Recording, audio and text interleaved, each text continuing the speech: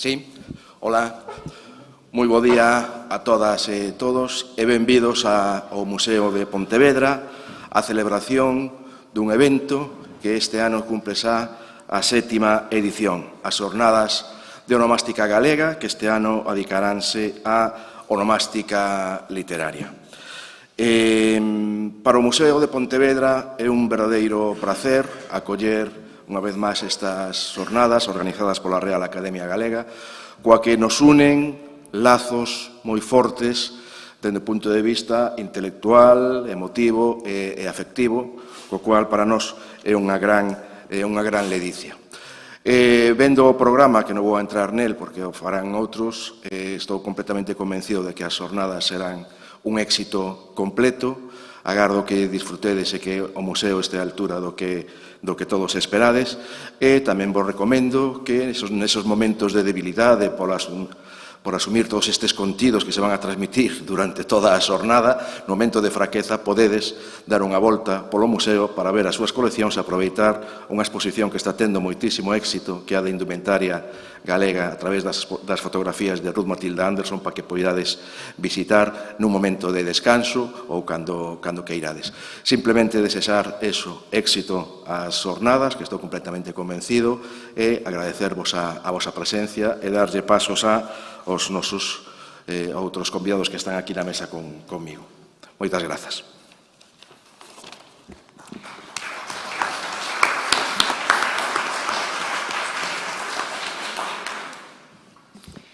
Bos días a todos e a todas as asistentes a esta sétima xornada da onomástica. Creo que Ana Bollón e máis eu, que levamos uns anos organizándoas, cada ano nos sorprendemos máis da posibilidade da variedade da onomástica que nos permite seguir expoñendo novos campos de traballo. A onomástica literaria, supoño que todos o sabedes, é un campo de investigación no cal a literatura se ve a través dos nomes que aparecen nos textos. É unha rama moi traballada no ámbito anglosaxón, pero pouco explorada en Galicia e nos ámbitos máis próximos a nós, nomeadamente o portugués e o español. Nesta xornada pretendemos facer unha primeira achega ao estudo da onomástica desde a perspectiva da literatura e abrir novas vías de investigación neste campo, tanto desde o aspecto do contido, a significación dos propios nomes, a explicación etimolóxica ou simbólica destes nomes, pero tamén desde o terreo da forma, pensando na poesía sobre todo, os nomes teñen un efecto estético, unha sonoridade que sorprenden gratamente moitas veces. A amplitude do campo é moi variada, podemos escoller temas específicos como o simbolismo dos nomes, como transitan da ficción ao mundo real, a elección que un autor fai destes nomes, e mesmo estudar o uso dos nomes nun xénero literario. Por exemplo, na novela negra, que é algo que se está moi estudado, como vos dicía, no mundo anglosaxón. Espero que gocedes moito desta xornada e non vou repetir as persoas que van a asistir porque todos tedes un programa. E quero agradecer encarecidamente ao Museo de Pontevedra, que nos acolle sempre xa a través de Xosé Manuel Rei, o seu director, e a María Ortega, que da Deputación de Pontevedra, a deputada de Lingua, tamén todos os anos está connosco e nos acompaña e nos apoia. Grazas a todos.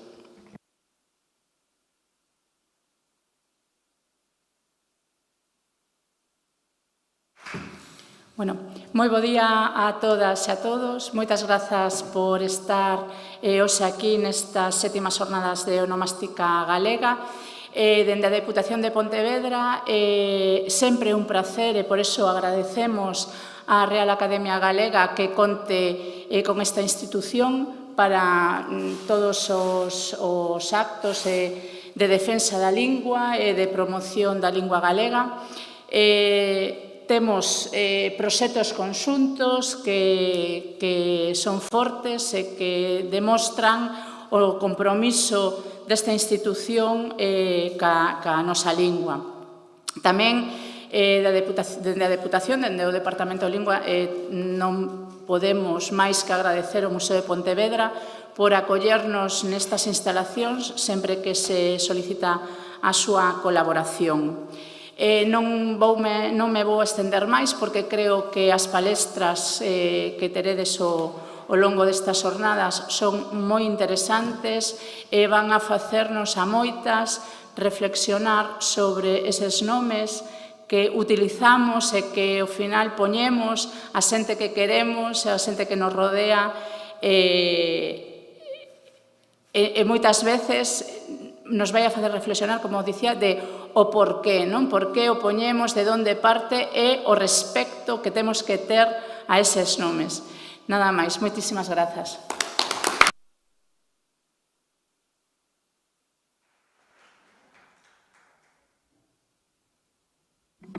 Pois bons días a todos e a todas. Non me queda máis que sumarme os agradecementos para non prolongar tampouco esta sesión inaugural e agardar as intervencións que xa están recolleitas no programa e que ademais son extraordinariamente apetecibles. E seguro que imos disfrutar moito con elas. Pola miña banda, como responsable da Real Academia Galega, sumarme os agradecementos. O agradecemento ao museo, que é o noso anfitrión todos os anos. En 7 anos aquí xa é a nosa casa, xa coñecemos isto como se viviéramos aquí de sempre. A nosa, na persoa de Xosé Manuel Rei, a nosa anfitriona tamén, a Diputación de Pontevedra, María Ortega, que efectivamente, como ela moi ben di, non só estas xornadas de onomástica, sino tamén outras moitas iniciativas que pon en marcha a Academia alrededor da lingua e que sempre atopamos acollida e apoio por parte da Deputación. Próximamente teremos unha xuntanza de traballo alrededor da lingua de signos, a lingua de signos galega, eso que a través dos sordos chega a nós cando hai unha intervención pública. Pois os agradecementos e un agradecemento especial ao Seminario de Onomástica, representado nesta mesa por Luz Méndez, porque é un das seccións ou dos seminarios máis activos da Academia, onomástica, toponimia, etc., e ademais que ten unha dimensión social e unha demanda social obxectiva. Hai pouco que celebramos o Congreso Internacional de Toponimia en Santiago de Compostela, onde con asistencia de especialistas de toda Europa e fora, e hoxe o feito de que sigamos mantendo esta convocatoria todos os anos e esta lealdade por parte da fidelidade por parte dos asistentes é algo que agradecemos moito a todos vos. Por tanto, grazas e damos por inaugurada a xornada e a disfrutar dela, a gozar dela, que temos moito que depender.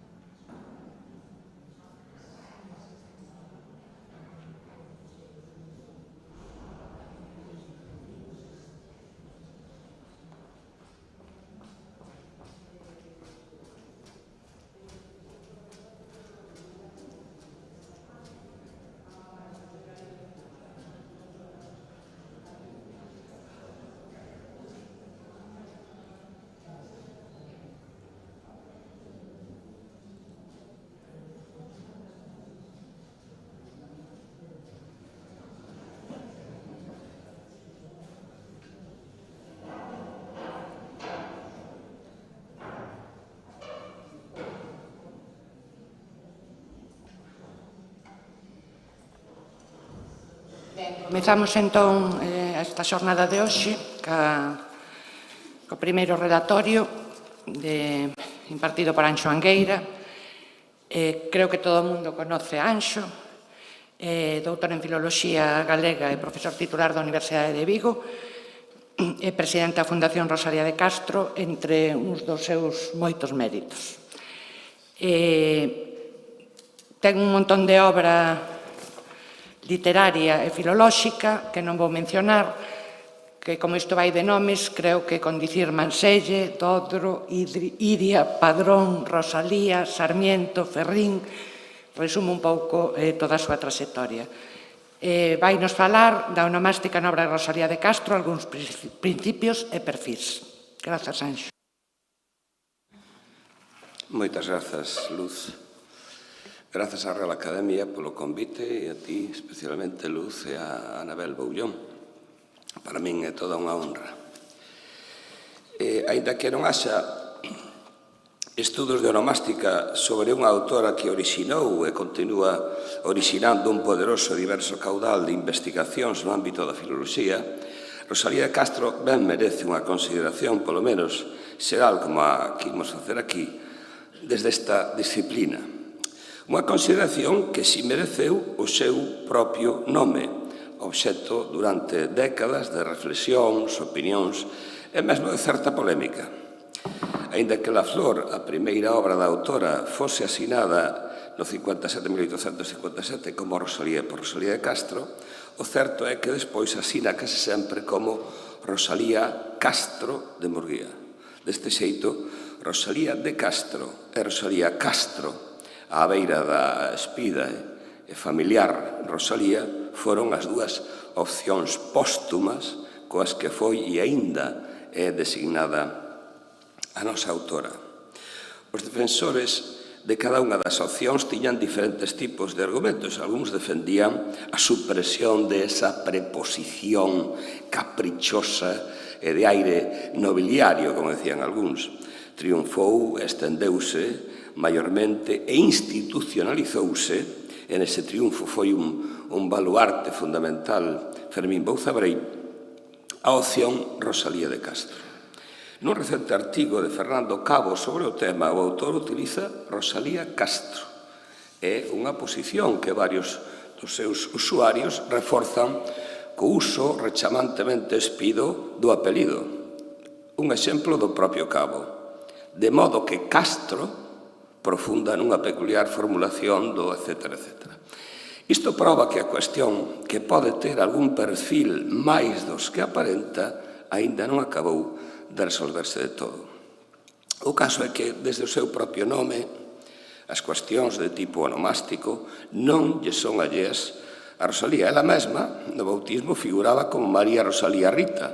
Familiarmente foi chamada Rosa e asinou con ese nome algunhas das cartas máis íntimas enviadas ao seu marido. Nese caso, Manolo, home que a súa vez asinaba como Manuel Murguía cando era Manuel Antonio Martínez Murguía.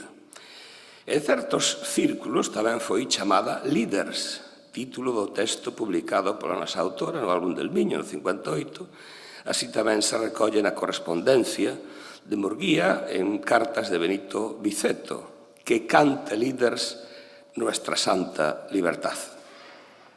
Detrás, con certeza, están as cancións, cantos ou cantares, os Lida, de Heine, cun plural incorrecto engadido.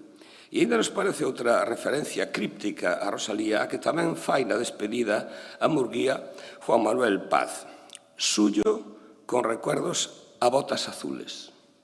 Botas azules era Rosalía, unha carta do 65, cando a novela foi publicada no 67, o que non deixa de alimentar certos enigmas que ainda hai hoxe alrededor de El Caballero de las Botas Azules. Especialmente despois de morta, Rosalía de Castro foi coñecida con apodos, referencias ou alusións como Céltica ou Batesa, de Francisco de la Iglesia, Rola de Galicia, Lamas Carvajal, cantora do Sar, de Borobó, sempre apelidada tamén como Nai, Tola, Santa, e mesmo ás veces con un inquietantemente espido ela, con mayúsculas. Ela, así o fixo Méndez Ferrín, en varios artigos sobre a nosa autora. As escollas onomásticas non son aleatorias nin na obra de Rosalía nin na de ninguén. Pero que Rosalía segue certos principios e actúa con determinadas estrategias onomásticas fica fora de toda dúbida. Dous exemplos preliminares. O nome con que, xuntamente con Murguía, lle puxo aos fillos. Sabemos que, en homenaxe a Alejandro Chao, íntimo da parella e a súa nai, a primogénita chamouse Alejandra Teresa, pero ignoramos, ou eu ignoro, que motivación houbo detrás dos restantes nomes. Aura María Luz, no 68, Gala Blanca Eleonora e Ovidio Manuel, no 71, Amara Honorata, no 73, ainda que o da Amara ao ser nada na Coruña pode estar condicionado por isto, Adriano Honorato Alejandro, no 75, e Valentina, no 77. O caso é que todos os nomes con que son coñecidos os fillos que aparecen na célebre foto derradeira feita na horta da Matanza, que son Alejandra, Aura, Gala, Ovidio e Amara, son todos nomes dun perfil claramente literario, maiormente clásico, eu mesmo diría pouco cristián, por teren un escaso peso no santoral católico ou directamente seren alleos a él. Isto non pode ser unha coincidencia. Outro exemplo son os títulos que ela lle puxo ás súas obras literarias. Algún merece comentar, por exemplo, Flavio, non? No 61 que ia chamarse Mauro. Segundo podemos deducir dunha carta en Santiago, hace un frío espantoso y apareció a mis ojos tal cual lo he descrito en Mauro. Este nome de Mauro, co que actualmente a Igrexa Católica quere substituir o enxebre Amaro por toda a xeografía galega e conseguindo, infelizmente, en algúns casos, non foi finalmente, segundo o que parece, do gusto de Rosalía. Por sorte, diría eu. E no seu lugar temos un Flavio, que tamén nos remite a outra ponla que enlaza claramente cas raíces irienses da nosa autora. Detrás está a denominación Iria Flavia, desenvolta no 18 por unha moda historicista fronte á Iria real, limpa de apelidos e de modas. Ese é o nome daquel lugar, daquela parroquia corónica de Santa María de Iria, non é de hoxe. O nome con que hoxe designamos a aldea, esa parroquia, os habitantes, que somos veciños daquelas terras, continúa sendo exactamente o mesmo que o da corónica, Iria. Rosalía reflite estas dúas opcións. No primeiro poema que abre en Las orillas del Sar, despois de mergullarse na toponimia menor e menos coñecida, a nosa autora recolle toda aquela paisaxe, todo aquel mundo co verso «Cuán hermosa es tu vega, ó padrón, ó Iria Flavia». Porque agora Rosalía está falando dunha abstracción que lle permite introducir o invento, o historicismo Iria Flavia, esa Iria máis bella e máis grande e máis importante que Padrón. Pero cando 2 anos antes retrataba con vigor realista as inundacións desa mesma veiga, Rosalía utiliza a única forma viva na fala, a única forma real que é Iria. En 2 ocasións, en la vega de Iria, según las leyes, las campanas armoniosas de Requeijo, que tampouco existe moito, e de Iria vibran de unha manera particular. Nin veiga de Iria Flavia, nin campás de Iria Flavia existen neste caso, porque non existiron nunca. É a nosa opinión que Rosalía puido manexar tamén 2 títulos para En las orillas del Sar. A outra opción sería Postrimería. Postrimería é un título moi acaído porque conectaba coa temática centrada na finitude que recorre boa parte do conxunto. Pero sobre o eixo do tempo, a nosa autora preferiu levar á presenteira o espazo e inscribirse con En las orillas del Sar nunha cartografía vital, literaria, cultural e política significada por ese nome. Era o Sar, o río da vida de Rosalía, o que unía Conxo con Padrón, Compostela con Iria. Era o Sar, ese nome, a súa forma de situarse en Galicia e no mundo. Pero despois da decisión, Rosalía a veces ainda se cuestiona o que pasou no caso de Follas Novas, onde hai unha estrategia de retórica, de abandonar o propio nome, o propio libro, de distanciarse. Ademais, situou, máis de 10 anos pasaron, tempo case que fabuloso a xusgar pola presa con que hoxe se vive, des que a maior parte destes versos foron escritos, e ademais di, escritos no deserto de Castilla. E iso non é certo, ou non o é totalmente. O que Rosalía pretende con estes modos retóricos é distanciarse do seu propio libro, deses versos condenados á eterna olvidanza, desvincularse deles, situándoos no pasado como a fillos de outras terras e de outros tempos. E non é así. San Lourenzo asínase o 30 de marzo de 1880, cando o propio libro se asina o 23 de febreiro. E, desde logo, un poema que reflexiona sobre este mesmo tema, sobre o título do seu propio libro, á beira de toda a autopoética que é Bagdás, tivo que escribirse nun momento moi próximo á publicación, polo que estaríamos diante dese mesmo proceso de distanciamento retórico. Follas Novas, risa dame, ese nome que levas. Está claro. E eran follas novas, sí que eran follas novas, porque, aínda que algúns dos poemas fosen vellos e outros gardasen similitudes con cantares gallegos, o libro respondía a novos retos estéticos e literarios, contiña unha nova poética, abría un novo camiño.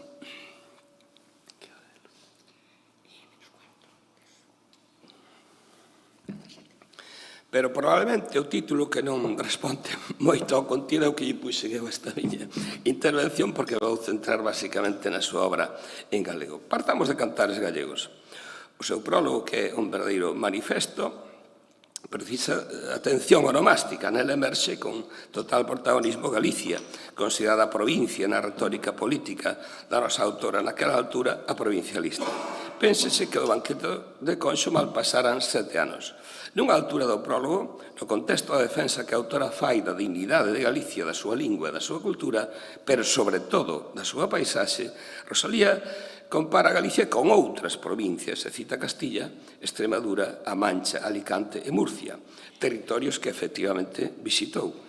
Pero a partir de aí, a comparativa de Galicia xa non está nin en provincias nin no ámbito español. Lagos, cascadas, torrentes, veigas floridas, valles, montañas, ceos azuis e serenos como os de Italia, horizontes nubrados, melancólicos, aunque sempre hermosos como están, alabados de Suiza, ribeiras apacibres e sereniñas, cabos tempestuosos que aterran e admiran pola súa xigantesca e xorda cólera, mares inmensos. A comparación, ou con Italia, o risorgimento foi o modelo para o noso denominado hoxe resurdimento, como se pode ler en Los Precursores ou en O Divino Sainete. Ou, con Suiza, comparación recorrente desde aquela pola viabilidade dun pequeno Estado, mudan clara e significativamente a categoría política manexada agora para Galicia, de provincia a nación, como diría o outro. O xogo de agravios con provincias españolas deixa paso ao teatro internacional, incluído o de ofensas no que agora Francia, ao final do texto, é o modelo que lle serve a autora para ilustrar as humillacións que España recibe para que as entenda no espello das que ela executa con Galicia. Efectivamente, o escenario político e dialéctico en que Rosalía nesta obra sitúa a Galicia está construído desde o prólogo a partir da oposición Galicia-España, da que se usa frecuentemente como metonimia Castela, tanto en castellana de Castilla como ainda máis enfáticamente en castellanos de Castilla. De modo, ben senlleiro, resulta explícito ademais no poema A Gaita Gallega: pobre Galicia, non debes chamarte nunca española. En todo caso, e volvendo ao prólogo, podemos rastrexar un símbolo onomástico que consideramos como ilustrativo e simbólico. Cal é a palabra final do prólogo de Cantares? Cal é a palabra final do prólogo de Follas Novas? Para que así, ao menos, en fama xa que non en proveito, gane, se vexa con respeto e admiración merecidas esta infortunada Galicia. Nos corazóns que sufren e aman esta querida terra de Galicia. Galicia. Por outro lado, a presenza da toponimia chama poderosamente a atención no poema Como chove miudiño. Rosalía segue aquí, claramente, xa expliquei a Sarmiento. As primeiras copras do seu coloquio, copras, como chamaba Sarmiento, e copras, como chamaba Rosalía de Castro. Así como o vieito precursor se sitúa no alto da Fracha, no chan da Parafita, para escribir a paisaxe do que hoxe chamamos Ría de Pontevedra, a nosa autora describe tamén desde un lugar elevado, como as Torres de Ermida, en Lestrove, o que podemos chamar a terra de Iria, a nación de Rosalía de Castro e da súa estirpe. Na descripción, como fixera Sarmiento, introdúcense constantemente topónimos con Laíño e con Lestrove, a Ponte, a Dina, a Retén, Padrón, San Loiso, Souto, Campaña, Valga. Chove e non chove, o ceo escuro de Caldas tornas azul pola Dina, pero a paisaxe tamén é política, como sabemos desde o prólogo, este lugar de encanto, este lugar de perenne maio e suave core, onde chove fai sol ao mesmo tempo, responde abertamente ao pálido sol en cielo encapotado de Góngora, os toxos de Góngora, as covas profundas e ásperos collados de Góngora. Por iso tamén se invoca Italia, como no prólogo e o seu sol. Non o sol abrasador de Castela e máis de España, non o sol, non, o sol d'amore de Italia, o sol de Garibaldi e da súa modélica e exitosa insurrección. A toponimia da terra de Iria continúa presente en Follas Novas.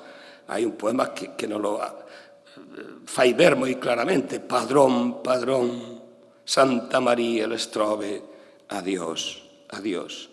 Nomes repetidos insistentemente ao longo do texto, nomes que convocan e fan presente unha realidade sobre a que nunca pasa o tempo. Fóronse aquelas risas sin fin, aquel brincar sin dolor, aquela louca alegría. Ubi sunt? Onde están? Que delas foi?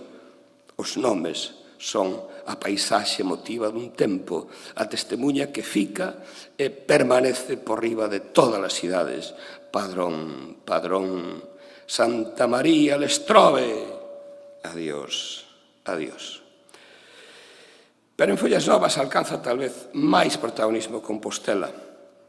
Non falta a catedral, como lle Rosalía dicía, o seu interior, coa súa gloria, o Santo dos Croques, a campá exterior, pero Compostela en Rosalía non é só monumental. Está a Compostela dos barrios, con forza evocadora dos topónimos, entre o Sar e o Sarela, Belvís, Vidán, Santo Domingo e, sobre todo, Conxo e San Lourenzo, lugares de recollemento e mesmo de fuxida, citados tamén na correspondencia máis íntima con Murguía. Compostela e Iria, Santiago e Padrón son eses dous espazos fundamentais da vida e da obra da autora que organizan en boa medida a onomástica presente na súa obra en galego. Aí está o poema Miña casiña meular, protagonizado por esa muller, a épica desa doméstica invisible desa muller que elabora o milagro caldo de gloria, vin de Santiago Padrón, cun chover que era arrollar. Velaí a xeografía central da nosa autora. Pero tamén a obra en castelán. En las orillas del Sar están unidos Padrón e Santiago polo propio río, non? Que baixa de Compostela á terra de Iria, que está presente en dous poemas fundamentais da obra. O que encabeza e lle dá título ao libro, Orillas del Sar, e o que denuncia a beira do Sar a corta da Carballeira de Conxo. Jamás lo olvidaré. Hai nestes dous espazos capitais, cada en súa inmersión, cada en seu paseo lírico que se acompaña dunha onomástica realmente moi expresiva. En Orillas del Sar, a autora sitúanos nas fiestas do Pazo, as que antes nos referimos, as mesmas de Como chove miudiño, pero agora o eu lírico abandona a contemplación, baixa e percorre, pisa a paisaxe. O seu periplo organiza o mundo de novo a través da toponimia, pero agora dun xeito totalmente distinto. O itinerario polas ribeiras do Sar lévanos desde as Torres de Ermida en Lestrove, que non son citadas, pola Trabanca, a Torre a Mailá Presa de Icafondóns. Trátase dunha excursión a un retiro apartado da humanidade, Fondóns, a través tamén da implicación e significado dos propios topónimos, que van perdendo paulatinamente conexión co elemento humano para integrarnos na natureza. Despois, como motivo recolector, están Padrón e Iria Flavia, o Monte Miranda, chamado tamén Meda, presidindo todo este mundo. Pero o itinerario do percorrido é especialmente significativo. A Trabanca, o homenaxe a Manuel Barros, o editor de Rosalía en Bos Aires, e o barrio padronés da outra banda do Sar, o barrio marxinal de Padrón. A Torre e a Presa, moi próximas aínda á Trabanca, levan na súa base léxica construcións feitas polo home. A primeira delas, a Torre, garda relación coa habitación humana, pero a segunda xa non. O que alimenta o proceso, finalmente, Fondóns, un microtopónimo que asocia no seu nome a representación dese apartamento profundo, desa natureza non pisada, non catalogada, máis virxe e máis distante do humano. Rosalía deulle dignidade á nosa microtoponimia e, ademais, nunha obra en castelán. O outro itinerario é realizado por Compostela no poema da Santa Escolástica, no que sae da Porta Faxeira, e na nosa análise entendemos que, en realidade, é un percorrido por unha cartografía artística, escultórica, na que hai moito máis discurso sobre arte que sobre religión ou outras cousas. Comeza coas estatuas e relieves da Porta de Fonseca e da Porta do Gran Hospital, continúa coa gloria da Catedral e o cebedeo ecuestre do Pazo de Raxoi e remata na Santa Escolástica de San Martiño Pinario. Todo está en función dunha lógica determinada en boa medida polos estudos históricos e artísticos de Murguía, que defendía a Xosé Ferreiro e a súa escultura no século XVIII. E é que, efectivamente, en las orillas del Sar ten unha dimensión nacional galega que non pasa desapercibida. Están a Terra de Iria e Compostela, o Sar de Padrón e da Trabanca, o Sar de Conxo, da súa carballeira histórica, literaria e política e monumental, a do Banquete de Conxo. A Galicia de Cantares e Follas tamén están aquí.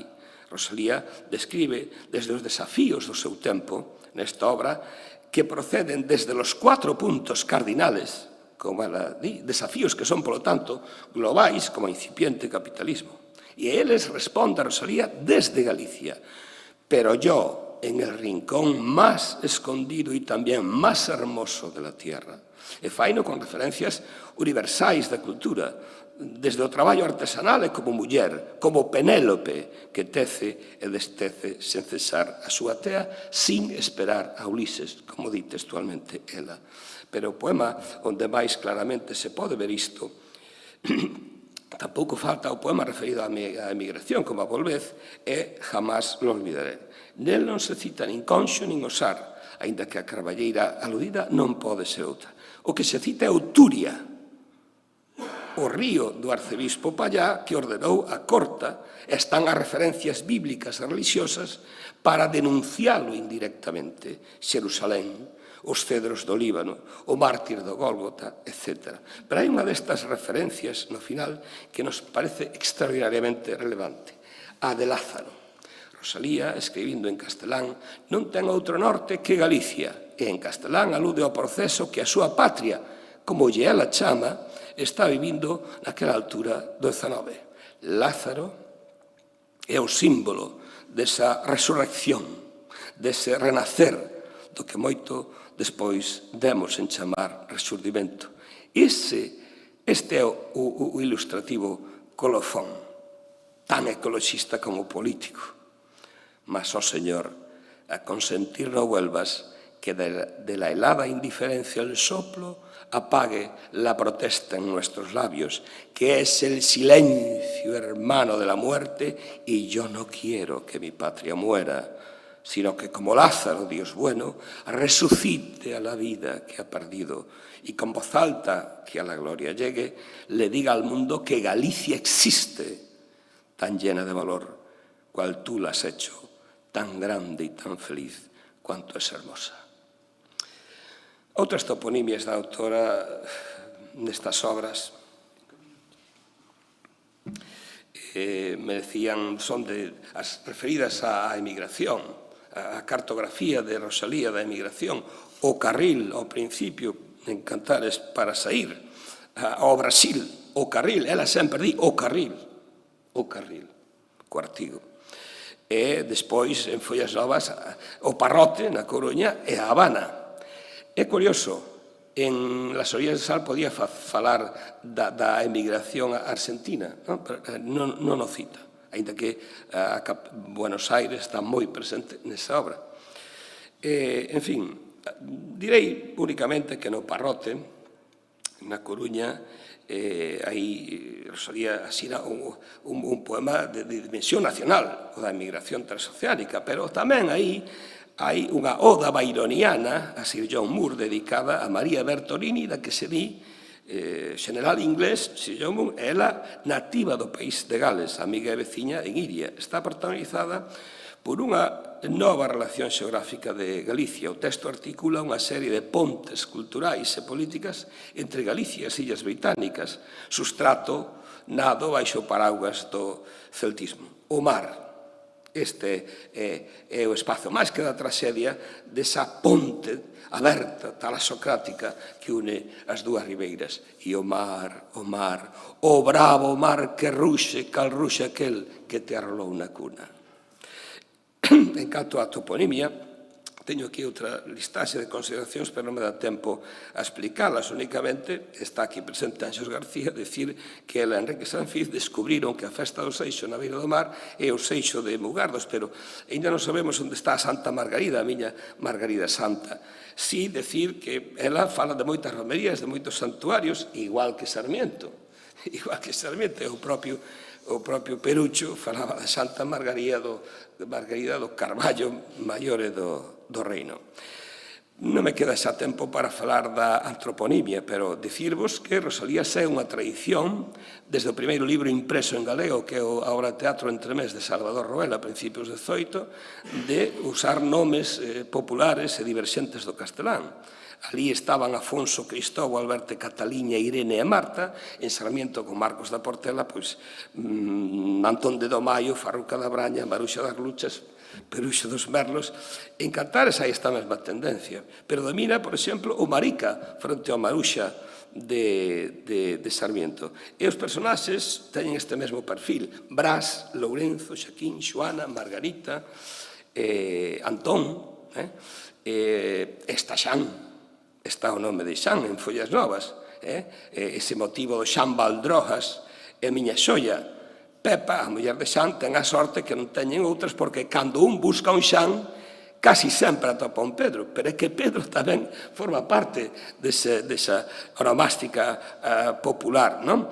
Tan bo é Xan como a Pedro, ou dous Xans e un Pedro fan un home enteiro. En todo caso, a misoxinia contra a que se revira Rosalía neste poema é similar á que retrata no conto en galego. Nel, Lourenzo realiza comentarios despectivos contra as mulleres antes de burlarse de Margarita, recentísima viuda de Antón, diante dun Xan que pregunta se todas as mulleres son falsas e traidoras. Todas, Xan, todas. E para os Xans ainda máis, que mesmo parece que o nome as atenta. Está claro. Non teño tempo para máis, no caso da antroponimia, pero dicirvos únicamente que o nome de muller máis estendido é o da Rosa, e o dela, que é o dela, igual que o nome da planta ou da flor máis estendido en toda esa obra tamén é Rosa. Isto recollémolo no herbario de Rosalía. É dicir que os nomes, non fixen o cómputo exhaustivo, pero de toda a obra literaria de Rosalía os que prevalecen son os de muller. Son os de muller. Claro, se unha muller como ela se manexa por estes principios feministas de buscar liberdade e igualdade para a muller, pois ela, na súa obra, aparecen mulleres desde o primeiro texto, da primeira estrofa, do primeiro poema, do primeiro libro, que é un desengaño en la flor, aí xa é unha muller, Argelines. Esa Argelines é unha muller, como a tantas outras mulleres, que son protagonistas, moitas vítimas en Rosalía de Castro, e que con ela acceden a un protagonismo literario e político que Rosalía nos fai visualizar. Veñen despois Teresa Esperanza de La hija del mar e outras moitas e moitas mulleres as que Rosalía lle pon nome ou non. Pero este é un detalle que está tamén claro. Hai certos enigmas con outros nomes, como é o de Álvaro Anido, que é un Phileas Fogg daquel tempo, pero vou rematar con que Rosalía tamén fai alusións de diálogos literarios universais. Cando titula Margarita un poema de Nas orillas del Sar, é que está falando do personaxe de Goethe, do Fausto, é dicir, por exemplo, en el primer loco fala de Esmeralda e Berenice, pero que eses nomes non son porque sí. Esmeralda de Víctor Hugo, Berenice de Edgar Allan Poe. É dicir, que hai motivacións tamén interliterarias. Eu aquí quero finalizar coa Eduarda, coa carta Eduarda, non? Parece lóxico pensar que se las literatas este texto que denuncia a desigualdade e os prexuizos que padece a muller que se quere dedicar á literatura leva o subtítulo de Carta Eduarda, é porque ese era o nome dunha moza moi próxima á nosa autora, Eduarda Pondal Avente, coa que cadrara en Compostela e partillara as inquedanzas do seu tempo, incluídas as propias de seren mulleres e que non sobrevivira ao tifo que as dúas apañaran na romaría da Virxe da Barca do ano 53. Por sorte, a padronesa foi quen de vencer todos os atrancos e prexuizos que se retratan no texto e que na ficción agora lle conta a Eduarda e así deixarnos o tesouro inesgotable da súa obra. Eduarda, resucitada no texto, será para sempre a moza amiga, para sempre a colega principiante nas artes e na literatura que acompaña a nosa autora na tarefa de encarar un día e outro día todas as adversidades da muller empeñada en asumir un papel activo na sociedade do seu tempo. Como conclusión, decir que é unha primeira aproximación e aínda queda moito que sachar. Moitísimas grazas.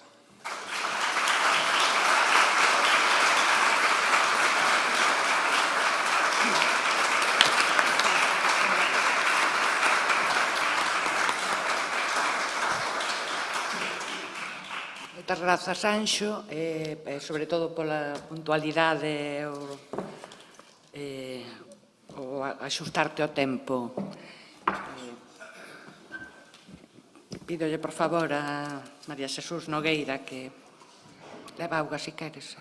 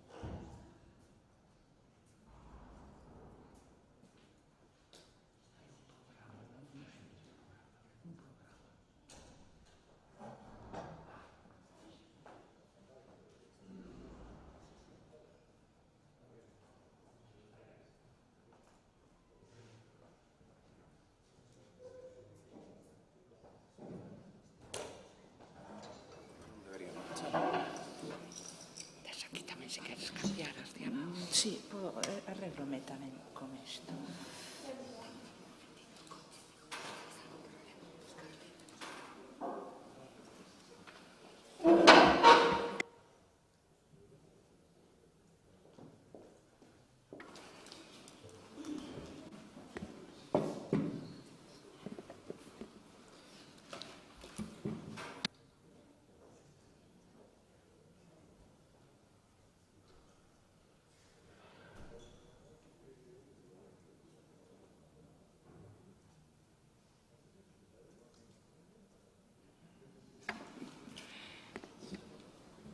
Ben, a seguinte relatora é María Xesús Nogueira Pereira, Xus Nogueira, non? Máis coñecida habitualmente, de Berres a Estrada.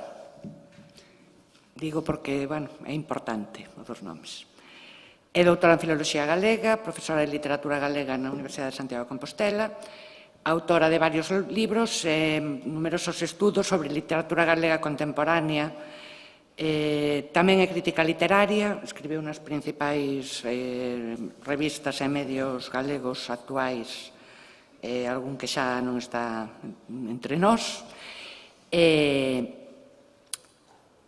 Para non repetir as publicacións todas, pois creo que o nome central, os nomes centrais da súa obra son Cunqueiro e Xelarias, así un pouco por resumir.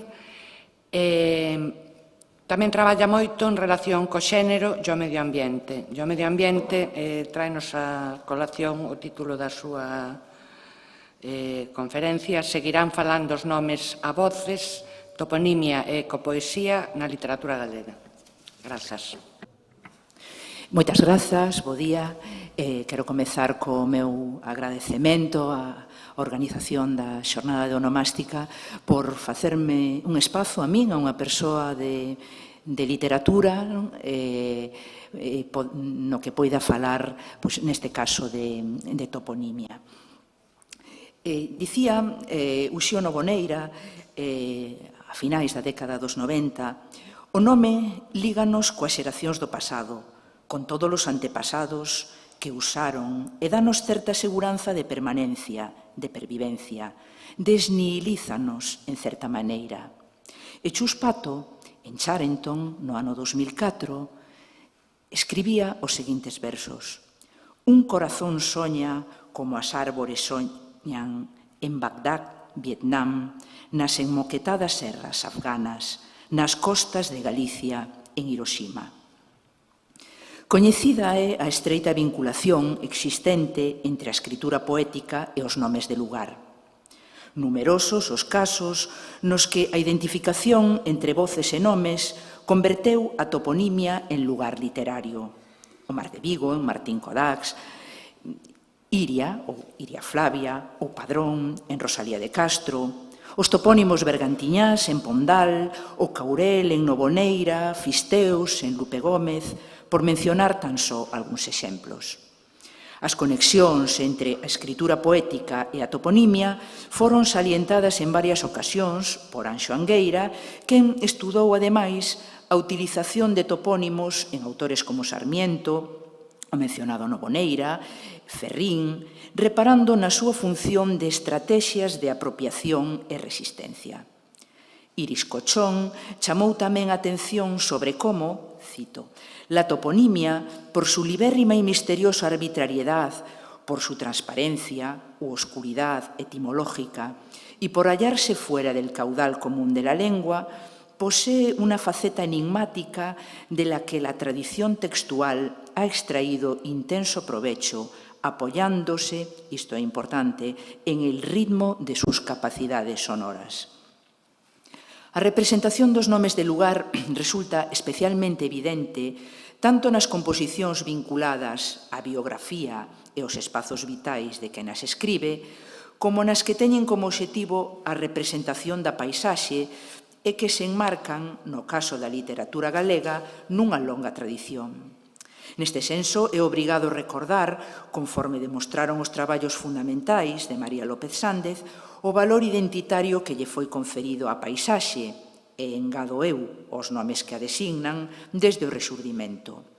Foi precisamente esa carga a que posibilitou utilizacións políticas das paisaxe e dos seus nomes as que non son alleas ás composicións que tratarei nesta comunicación.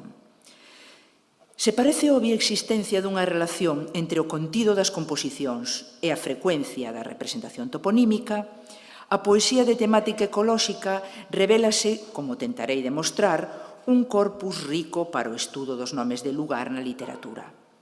A hora de definir as súas lindes, resulta operativo remitir o exercicio de reescritura levado a cabo desde posicións que se afastan da idealización e que problematizan a relación do eu ou do ser humano cun medio natural ameazado.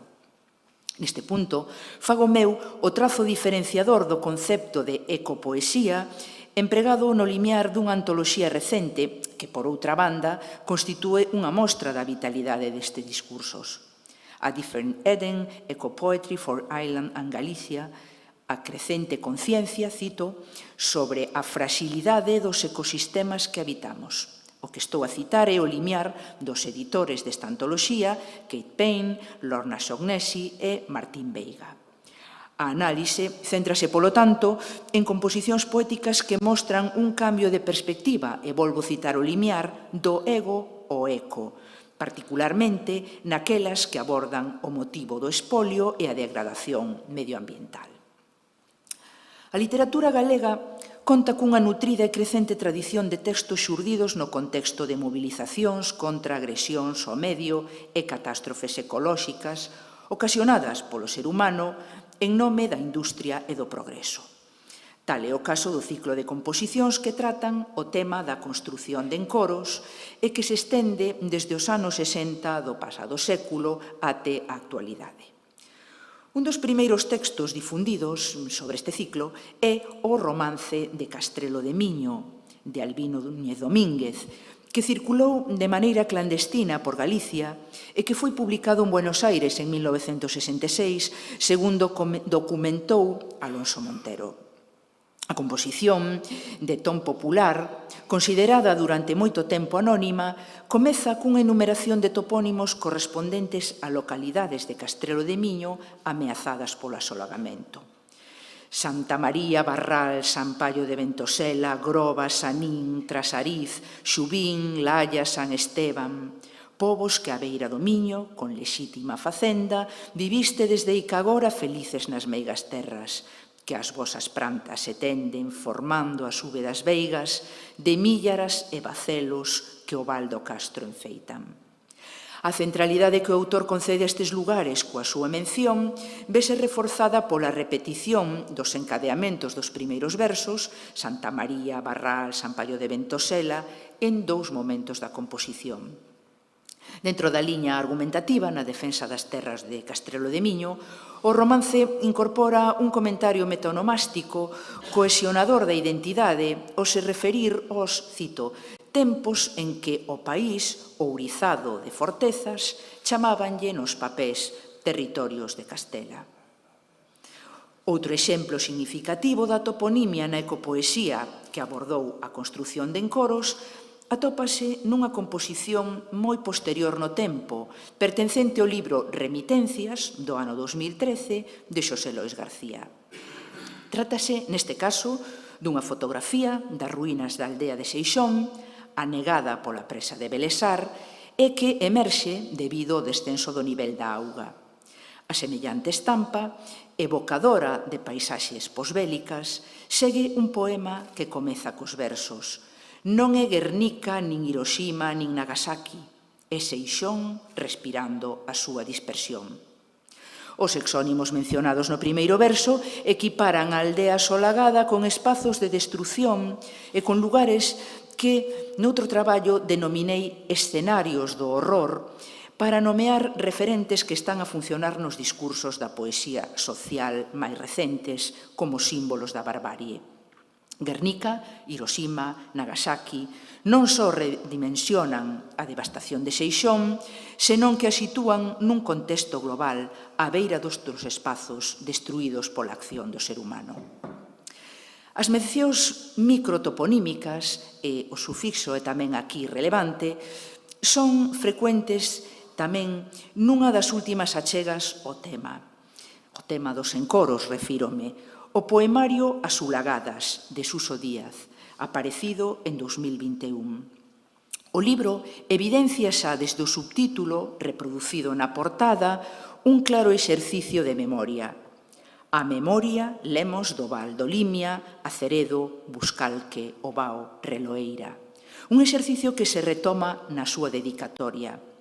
Poemas á memoria da xente do Val do Limia, das aldeas asulagadas polo encoro de Lindoso, Aceredo, Buscalque, o Bao, a Reloeira. A reiteración da toponimia na soleira do libro complementase coa enumeración detallada nos primeiros parágrafos da nota limiar do autor das aldeas afectadas pola construción do encoro. Aceredo, Buscalque, o Bao, Reloeira, Malleta, Quintela, Compostela, Lantemil, a Herdadiña, Portaxe, Torno, Xendive, Ganceiros, Rivas de Araúxo, San Martiño, Fondevila, Lobios, Manín, Orelas e Galez en Galicia, Lindoso e a Várzea en Portugal. Na súa teimosa reiteración, estas adicións están a funcionar no conxunto da obra como operadores múltiples. Inventarían, deixan testemunho documental e anticipan a centralidade dos microespazos na obra. O valor de fixación e o exercicio de memoria non se limita á reconstrución da, cito, vida que noutrora tivo este val, senón que implica, conforme se explica no mencionado limiar, unhas escollas lingüísticas das que a microtoponimia constitúe tan só unha parte. Comezo, cita do limiar, aclarando que este libro recolle, na medida en que fui capaz de recordar, as palabras que empregamos ou decemos a cotío no Val do Limia, onde o galego transita co portugués dun xeito único que pouco a pouco se vai perdendo. A enumeración evocadora volve a estar presente no subtítulo da sección Sangue do mesmo mar. Ludeiros, Quintela, Lentemil, Portaxe, Malleta, Madalena, Orelas, Lindoso, a Várzea. A designación toponímica asociada a un sentimento de perda é, polo tanto, unha constante ao longo do libro, segundo se pode comprobar en exemplos como os que seguen, onde os nomes de lugar exercen unha función preservadora, cando non restauradora da memoria. Polas congostras ficaba o Bobriga en Ludeiros, nas chairas do Ceu, pescudando na barra do Quinxo, chorando tanta perda, tanta soidade asulagada, nas congostras do Bao, o encontro co Esquezo. Perdemos a Ponte do Mao e a de Herdadiña, as que xunguían Buscalque, o lombo do Quinxo. Unha frecuencia alta ten tamén a toponimia no corpus que podemos denominar poesía do prestixe, tanto na escrita a raíz da catástrofe ecolóxica que seguiu a fundimento do barco, como na producida nos anos posteriores. A adición de topónimos da costa galega afectada pola Marea Negra está presente en numerosas composicións que recorren a nomes de lugar con valores asociados á documentación e tamén á resistencia. Tal acontece na composición Autocolage para un mar de Piche, de Fran Alonso, na que o propio título anticipa a técnica enumerativa. Este silencio denso son as voces do embalo, as voces que o vento mareiro trae como un asubío pastoso do Pindo e do Areal de Trece, de Roncudo e de Camelle, de Muxía, da Punta Cabalo, da Boca do Río e do Cabo Prior, das cantareiras de Mougás, de Ons e de Lariño, da Punta Nariga, do Cabo Vilán, da luz da Robaleira e do faro Xilleiro que ouvea iluminando o ceo negro. Os topónimos que fan referencia a accidentes xeográficos costeiros compoñen no poema de Alonso unha sorte de densa e pastosa ladaíña traído polo vento. Significativa resulta tamén a identificación da Costa da Morte cunha Galicia dorida por tanto chapapote no poema Nunca máis de Gómez Alfaro. Antes había luz, música e vida en Carnota, Fisterra e Camariñas, en Muros, Corcubión, Mougás e Muxía. E hoxe toda Galicia está dorida por tanto chapapote e tantas tiñas, e mora na negrura e na agonía. En series de topónimos semellantes ás citadas, identificou Iris Cochón unha lírica reversible no relativo á ordenación dos nomes, capaz, cito, de expresar la trepidación, el dinamismo y la amorfia característicos del mundo contemporáneo, para lo que resulta imprescindible tomar en consideración las fuerzas caóticas que lo rigen, del capitalismo a la entropía. A Estudosa recoñece, no entanto, a resistencia de algúns principios de ordenación no seo destas series que conforman pares opositivos ou outras estruturas. Acontece, no corpus que estuvo a estudar, na composición os nomes e as voces, da que tomei emprestado o título da miña comunicación, escrita por Marilar Aleixandre, onde a toponimia é empregada cunha clara función de denuncia e de resistencia. O poema comeza cunha enumeración de nomes na que, alén de explotar as componentes fónicas, presenta unha agrupación conforme ao criterio de ordenación alfabética para a construción do acrónimo Nunca Máis.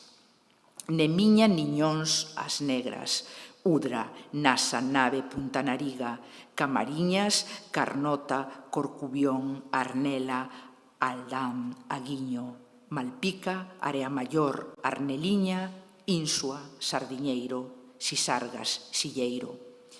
A esta relación segue toda unha reflexión sobre o valor da toponimia como estrategia de resistencia que alude á represión e á impostura. Se cala a miña voz ou se enmudezo, se tapian as fontes do grito cun entullo de imposturas, seguirán falando os nomes a voces. As voces dos nomes recoñéceselles a capacidade de transcender en enmudecemento da voz que enuncia o poema e de sergueren nun berro de protesta. Este discurso é representado mediante unha nova e heteroxénea serie de topónimos que ven reforzada a súa asociación á idea de resistencia mediante a literación creada coa reiteración de fonemas consonánticos, palatais e vibrantes. Berrarán desde o mapa, desde o vao, Novelle, Uña de Ferro, Neda, Carballiña, Adraño, Mallas, Ameixenda, Igrexa, Sembra. Tomarán prestados serras, ríos, regos, Nemancos, Ulla, Narón, Cuño, Amarela, Morpeguite, Arneliña, Irixoa, Sete Igrexas. Outro ciclo na escritura ecopoética que evidencia o emprego reivindicativo da microtoponimia é o conformado por textos que teñen como tema as explotacións mineiras. O caso máis salientável até o momento é o derivado das movilizacións contra a extracción de ouro de Corcoesto, que deu lugar a unha publicación colectiva, Versus Cianuro, Poemas contra a mina de ouro de Corcoesto, de 2013. A enumeración de binomios toponímicos que prescinden dos signos de puntuación nos versos pares é o recurso empregado na primeira parte do extenso poema Corcoesto de Xosé Luis Santos Cabanas, incluído neste volume, e titulado tamén de xeito revelador nesta primeira parte polo emprego do deíctico primeira folla, aquí estamos. Corcoesto. Baneira, Rego Seco, os nomes amansados, o lugar grande, Cardezo, no padal de Banceiro, Xabarido, a Braña, dura historia a nosa, o Castro, as lamas, aínda non contada, o de Quente, Teixedo, nosos como cada pedra, Cruces, Bello, cada pinga de auga, Ferrol, Fonterremula, nomes comunais, Montefurado, Barañáns, como augas do mar, a Rectoral, Cures, nosos como cada rego, a Fontaíña, Millán, como cada cabazo, cada pedra do minifundio, Suor, Corcoesto. Nunha estrutura trabada pola reprodución no comezo e no final do topónimo, Corcoesto, os nomes de lugar confiren aquí verosimilitude e evocan dun lado un tempo antigo, perdido, nomes amasados no padal de Banceiro, e do outro a pertenza a unha colectividade que se identifica coa súa toponimia, nomes comunais, nosos. Interesa tamén reparar na última parte desta longa composición, cuarta folla, Cianuro non, na que se recuperan os nomes dos lugares mencionados na primeira parte para facer como se pode ver, un chamamento á xente que os habita. Xentes de Baneira, de Rego Seco, do lugar grande, de Dequente, máis da Braña, sintetizo, porque hoxe toca defender sen dó os teus nomes comunais, nosos como cada pedra, como cada pinga de auga, o sabor de cada leira, o aroma dos regatos, as pedras dos cabazos, o monte, as augas do común, como as augas do mar mariñeiro. Aínda dentro das composicións dedicadas ao espolio ocasionado polas explotacións mineiras, cabe citar, aínda que só sexa pola singularidade do seu contradiscurso, o poema Comunicado de última hora, 3 sonetos estrambóticos máis un estrambote de Elvira Ribeiro Tobío. O poema comeza.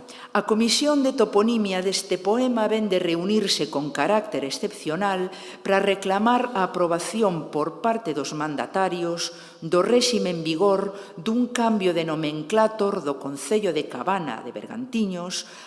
A mentada solicitude prodúcese ante inminente posta en funcionamento dunha mina a ceo aberto, irmá no ouro e na pezoña doutras terras colonizadas. A autora opta nesta ocasión por un rexistro paródico, que non resulta, por outro lado, alleo á ecopoesía, e mediante o cal alude a decisións relativas a esa designación dos lugares tomada pola Comisión Toponímica do Poema, que se reúne para aprobar ese cambio de nomenclátor no Concello de Cabana de Bergantiños. A composición distorsiona o pseudodiscurso metonomástico e filolóxico en xeral ao se referir á suposta orixe da forma corcoesto, cito o texto proxectado, referente a vetusteces dos disque celtas, ou cando se refire ás expertas en materia lingüística e paralingüística, lexicógrafas, semiasólogas ou especialistas de recoñecido prestixio en asuntos de macro e microtoponimia, hidronimia e demais toponimia miúda pertencentes á arriba citada comisión. O proceso de carnavalización ten a súa continuidade no referendo no que se pretende a escolla do novo topónimo entre varias formas creadas a partir do esquema vocálico do orixinal, corcoesto, mediante unha deformación paródica que incorpora significados de contaminación, morte, incomodo, as distintas opcións. Lodo mesto, porco resto, foxo infesto, morto apesto, son molesto, ou a proposta que quen lea ou escoite quixese facer. O proceso o que Elvira Ribeiro somete ao topónimo central, corcoesto, garda relación con numerosas estrategias deformantes incorporadas á ecopoesía, como as empregadas no poema Cigalia, país do chapapote, de Alfonso Álvarez Cácamo, por citar tan só un dos exemplos. Deixo para o final unha reflexión sobre como a ecopoesía atendeu tamén o deterioro da lingua en relación co medio natural e puxo foco na perda do patrimonio toponímico. Neste senso, resulta relevante a centralidade concedida á toponimia miúda, retomando as palabras de Elvira Ribeiro, ou a microtoponimia, termo elixido por Marilar Aleixandre para titular un poema do seu libro Desmentindo a Primavera. O texto, que non vou ler porque vou xa proxectalo e por axustarme ao tempo, combina a enumeración de microtopónimos coa interrogación a respecto da súa pervivencia ante o deterioro e a perda do idioma, a seca da lingua que vos levou debaixo. A composición identifica a realidade a que fan referencia estes indescifrables nomes do pequeno, nunca escritos, un prado, unha cova, unha agra, uns pelouros. O discurso sobre a perda exprésase mediante preguntas que fan referencia á diminución de falantes, Quen vos invocará agora? Quen dirá Regofoxo, Seisferrados e a desmemoria? Por canto tempo aínda ficaredes prendidas na memoria? Resulta curioso reparar tamén en como, no final da composición, a voz poética deixa constancia do significado denotativo dunha boa parte desa microtoponimia, Prado de Eiroas, Gumi, Beirán, o Mexerico, e bosquexa un discurso metaonomástico sobre cuestións como a orixe, a transparencia e a capacidade de designación dos nomes de lugar. Regomar, Carballeses, Sete Grixas. Quen lembrará que serían sete igrexas? Quedarán Carballo nos carballeses? Soprará o nordés pola Porta Ventosa? A estas cuestións ecotoponímicas volveu Marilar Aleixandre no seu discurso de entrada na Real Academia Galega, cuxo título resulta indicativo do interese polos nomes. Voces termando da paisaxe galega. Significativo resulta tamén o contexto do comentario que vou ler a seguir, que non é outro que a crítica que ela fai nun determinado momento do seu discurso á destrución da paisaxe polas explotacións mineiras. Os leitos dos ríos, onde noutrora chimpaban troitas e rás e reboaban picapeixes, foron ocupados polas canteiras e a auga desviada a tubos de formigón. Moitos topónimos das fraxes comunidades de Penatrevinca perderon o seu sentido. Hai tempo que non hai serpes na mítica Lagoa da Serpe, nin pombas no regueiro das pombeiras. Como breves conclusións ao aquí exposto, creo necesario salientar como a análise dos textos achegados revela a importancia da toponimia en toda a súa diversidade e extensión na poesía de temática ecolóxica. A súa presenza resulta máis notoria naqueles textos escritos como reacción á degradación e o espolio ocasionados por accións concretas, como a construción de encoros, as explotacións mineiras ou catástrofes medioambientais. Os nomes de lugares e de accidentes xeográficos exercen unha función primaria de documentación dos feitos que permiten ancorar o discurso nunhas coordenadas e reforzar a verosimilitude do seu contido. Mais alá do exercicio de visibilidade e realismo, estas fórmulas evocan a miúdo un tempo e tamén un espazo perdidos. Semellantes valores engadidos converten a toponimia mencionada na escritura ecopoética en estrategias de resistencia e ferramentas de denuncia. Os textos analizados mostran tamén como a ecopoesía acolle un importante caudal de microtoponimia cuxa presenza realza a semántica da identidade e a pertenza, o tempo que pon en práctica unha sorte de ecoloxía lingüística ou, tal vez, máis propiamente de ecotoponimia. Grazas.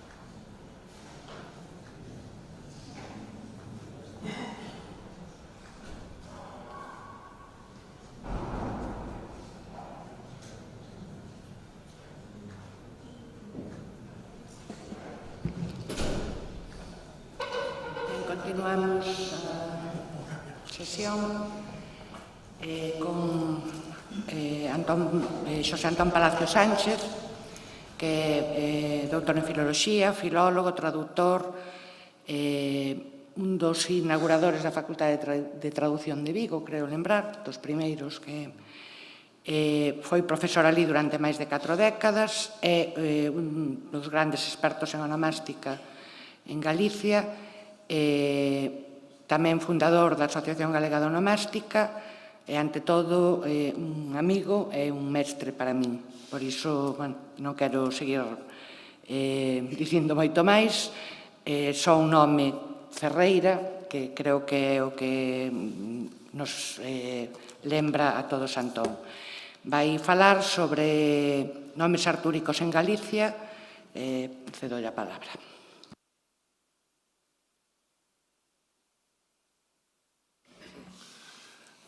Moitas grazas, Luz, pola presentación, as palabras cariñosas. Bos días a todos. Quero dicir dúas cousas antes de empezar. A primeira é que o título que está no programa era un título provisorio e que en realidade o que vou falar é de onomástica literaria en Galicia, os nomes artúricos femininos. Digo porque deixarei para outra vez os masculinos, porque o material que atopei é abundante e non me collía.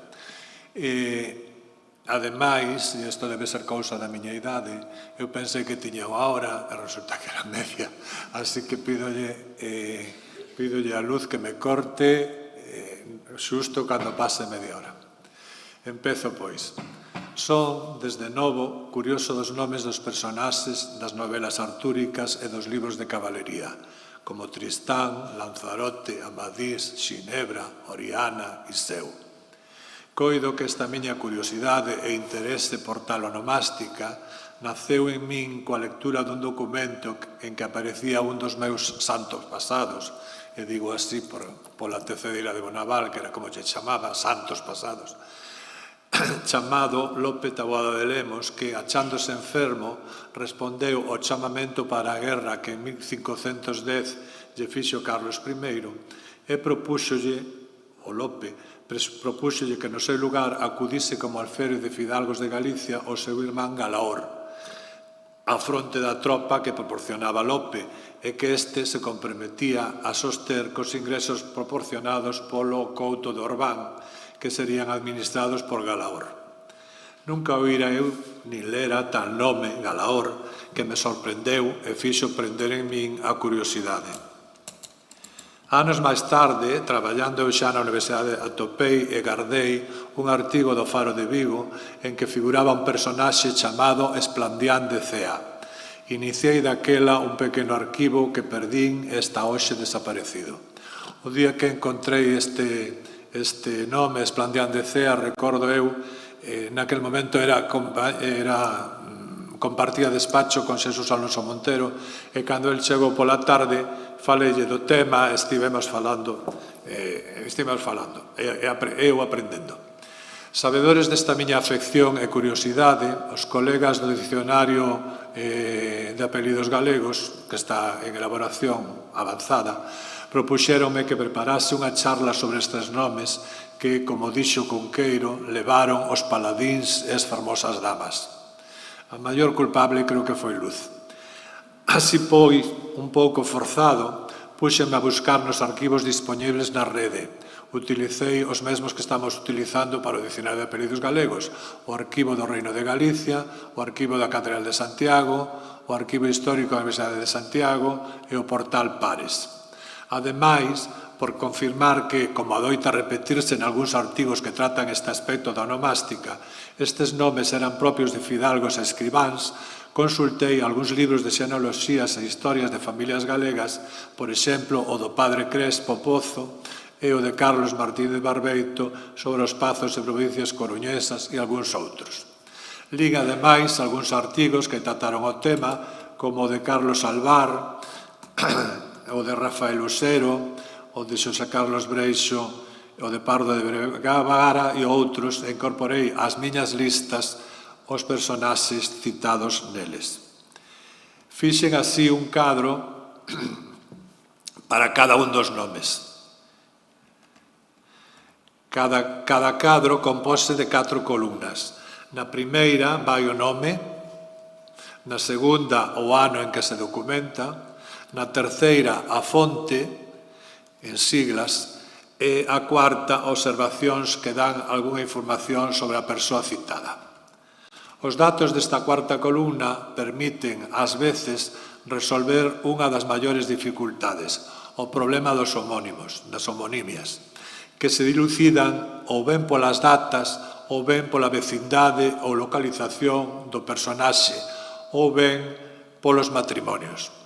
Por iso, Tristán de Araúxo, veciño do Couto de Feáns, en 1566, non pode ser o mesmo Tristán Araúxo de Vasconcelos, que aparece en 1620, moito máis tarde, sendo veciño de Salcedo, na Pobra de Brollón. Hai entre estes dous Tristáns de Araúxo 54 anos de diferenza e, ademais, a distancia entre Feáns e a Pobra de Brollón indican que non parece probable que se refiran á mesma persoa en lugares tan distantes. Debeu haber tamén outro Tristán de Araúxo e Ulloa, señor da vila de Madernás, no condado de Monterrey, que tamén a principios do século XVII. Unha Xinebra García que en 1564 tiña problemas coa xustiza de Xunqueira de Ambía por amacebamento con Juan de Cacharequille en Monte de Ramo, pode ser a mesma que 7 anos máis tardes figura noutro documento xa casada con Gregorio Martínez en Monterrey. Pero non debe ser outra Xinebra García, tamén de 1571, que estaba casada xa con Antonio Camiña e preitea pola posesión da metade dunha casa na vila de Santo Tomé, que pode ser San Tomé do Mar ou Cambados ou calquera outro, pois todos os lugares San Tomé non quedan cerca de Xunqueira de Ambía. Unha Viviana Rodríguez, muller que foi de Antonio Calvo e era en 1787 veciña de Espiñaredo, nas Pontes de García Rodríguez, non debe ser a mesma ca outra de idéntico nome que en 1795, é dicir, 8 anos máis tarde, era veciña de Recemel nas Somozas e fora muller de Ramón Martínez. Malia a proximidade entre as Pontes de García Rodríguez e as Somozas, que son concellos lindeiros, non parece probable que a mesma Viviana fose viúva 2 veces en tan poucos anos. Claro que hai mulleres que matan e tamén pode ser. Debo advertir que nos arquivos electrónicos tomei os nomes que aparecen nos rexestos e non comprobei a lectura abrindo o documento, labor que queda para máis adiante. Con todo, os mesmos rexestos acláranse ás veces entre eles. Así, unha Viviana Lince, ou de Lince, que aparece en 1726 nun dos arquivos, nun preito polos Montes de Ben, na parroquia de Bisma, na Coruña, volve a aparecer con ese extraño apelido Lince, anos máis tarde, como moradora en Santiago. Pois ben, esta Viviana de extraño apelido Lince ten que ser a mesma Viviana Lence que en 1628 reivindicaba unha herdade en Carrafeito, na mesma parroquia de Bisma que acabo de citar. Así, pois, Viviana Lince era Viviana Lence, e non debemos contala como dúas persoas. O mesmo ocorre no caso dun xastre que en 1533 merca uns panos a un mercador compostelán que se chamaba Juan do Couto e paga por eles 1.430 reais e que no outro arquivo se chama Héctor González, que nese arquivo se chama Héctor González e noutro arquivo, noutro documento, doutro arquivo aparece como Heitor González. É dicir, que o Héctor González que vivía en Caldas de Reis ten que ser o Heitor González que atopo no outro arquivo. Como dixen, elaborei táboas de 4 columnas para cada un destes nomes. Os nomes foron Arturo encontrou 2, Brianda 3, Briolanxa 5, Heitor ou Héctor 22 e varios como apelido, Esplandián 1, que xa citei, Florestán non o atopei como nome, aparece como apelido moderno, pero non como nome. Galaor atopo 6, Galaz atopo 3, Galeote 2, pero como segundo nome, Galván, destes non puxen o número, non sei cantos foron, Grimanesa 6, Guiomar, un dos máis abundantes, 69, Iseo ou Iseu 11, Lanzarote 3, Leondres 1, Leonel ou Lionel 16, Olinda con H ou sen el 28, Oliveros ou Olivero 10, Percival 1, Rochelle 12, todos como segundo nome, Pedro Rochelle, Tristán 23, Viviana 53, Viviana con V ou con B, e Xinebra 44. Repárese en que incluí nesta lista Heitor e non que pode pertencer ao ciclo clásico dos que vai falar despois Helena de Carlos, non? Ao que me referirei brevemente despois a estes do ciclo clásico, por ser Héctor de Maris un dos cabaleiros da Mesa Redonda, que era medio irmán de Lanzarote do Lago, e ademais era primo de Lionel. Entre os femininos que citar, o máis numeroso é Guiomar, 69, e o menos numeroso, o menos frecuente é Brianda, que ten 3. Nas miñas pesquisas atopei outros nomes de orixe literaria dos que non vou falar, pero que me limito a citar. Hai un Hércules de Sea, veciño de Bayona. Hai outro Hércules de Olla, que era francés, que era un caldeireiro residente en Santiago, e que aparece en outros documentos como Hércules Dualla. Hai un Febus de Nóvoa, casado no Bispado de Ourense. Outro Febos Rodríguez, Febus e Febos, aparece das dúas maneiras. E Febo tamén é singular. O Febos Rodríguez este era racioneiro da Catedral de Ourense, e Febos de Andrade tamén en litixios coa cantidade de ourense que vivía polo Carballiño. Hai un Gaiferos Vázquez, veciño de Santa Comba de Riba de Louro, en Tui, e hai Brisenda ou Briseida, que é unha viúva que foi raptada por Aquiles na Guerra de Troia. Por lo tanto, estes non son artúricos, son de carácter literario, pero non artúricos. Ben, como dixen antes, ás veces o mesmo rexesto aclara o problema. Así, no portal Pares, atopamos un preito dos acreedores aos bencos fiscados a unha Brisenda da Costa, que era veciña de Bayona, estaba reconciliada polo Santo Oficio. E polos mesmos anos aparece esa mesma muller no arquivo da Catedral de Santiago como parente Briseida da Costa. Este é o nome real, Briseida, que é o nome, como dixen, da muller esa que aparece na Guerra de Troia. Entón, farei algunhas observacións conxuntas. Nalgúns casos, os nomes artúricos aparecen en irmás. Así, Juan Mariño de Lobeira e Aldao, da Casa de Pedreira en Sisán, en Ribadeuva, tivo dúas fillas. A máis bella púxolle Xinebra, Mariño, que morreu celibata, e a outra máis nova chamoulle Briolanda, que tamén morreu celibata. O galor Taboada que citei ao comenzo, do Pazo de Orbán, tiña unha irmá que se chamaba Iseo González de Taboada, e unha descendente deles, ou dela, foi Iseo de Taboada, que era fillo de Pedro Pardo, bueno, esta cita o Alvar no seu artigo. Este indica que podemos chamar unha clara vontade de estilo por parte dos pais, é dicir, había un desexo de distinción fronte ás familias veciñas. Segunda observación, os nomes pasaban de nais a fillas ou de tías a sobriñas.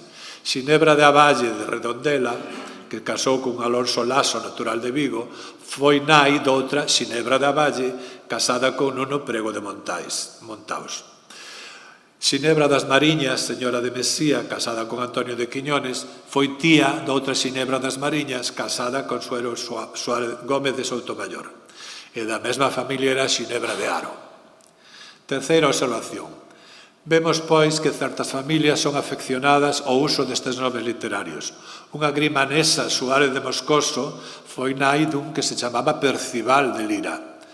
Que naceu este Percival de Lira, naceu en Monzón, morreu en Monzón tamén, está enterrado ali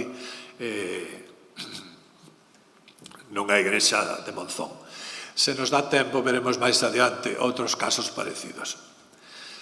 Outra observación. Tense repetido que estes nomes artúricos eran propios das familias da nobreza e dos escribáns, que estarían máis afeitos á lectura. Isto compróbase, por exemplo, con dona Xinebra de Soutomayor, que pertencía a unha das liñaxes de Noia que propoñía suxeitos para alcalde, unha Xinebra Faxardo, que era viúva de Juan de Sotomayor e formaba parte do padroado da capela de San Luís da igrexa de San Bartolomeu de Pontevedra, e estes casos son a maioría, con certos nomes, pero non parece darse noutros, como por exemplo con Viviana. Viviana parece que é moito menos tamén moito máis usado por persoas que pertencían a clases menos privilexiadas.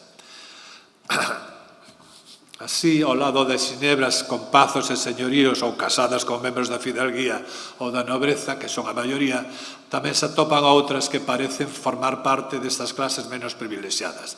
Xa mencionei antes aquela Xinebra García Ourensá que tivo problemas coa xustiza de Xunqueira de Ambía por vivir amancebada, circunstancia que é dificilmente concibible nunha muller nobre. Engado agora unha Xinebra de Riba, casada con Luis Rodríguez, que era boticario, e unha Xinebra de Deza, casada con Gómez Moure, que era mercador en Ourense. Tamén o nome de Guiomar, que é o que atopamos con máis frecuencia.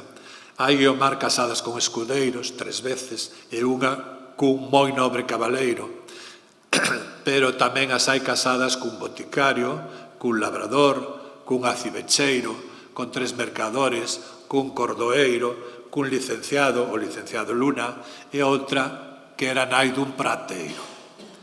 E chegado a este punto, quería lembrar aquí un fermoso artigo de Cunqueiro, que, como ben sabedes, escribiu en bastantes ocasións sobre este tema dos nomes artúricos e presumía de ter entre os seus devanceiros a Tristán de Montenegro, que foi xuíz aquí en Pontevedra e morreu aquí dunha espingarda.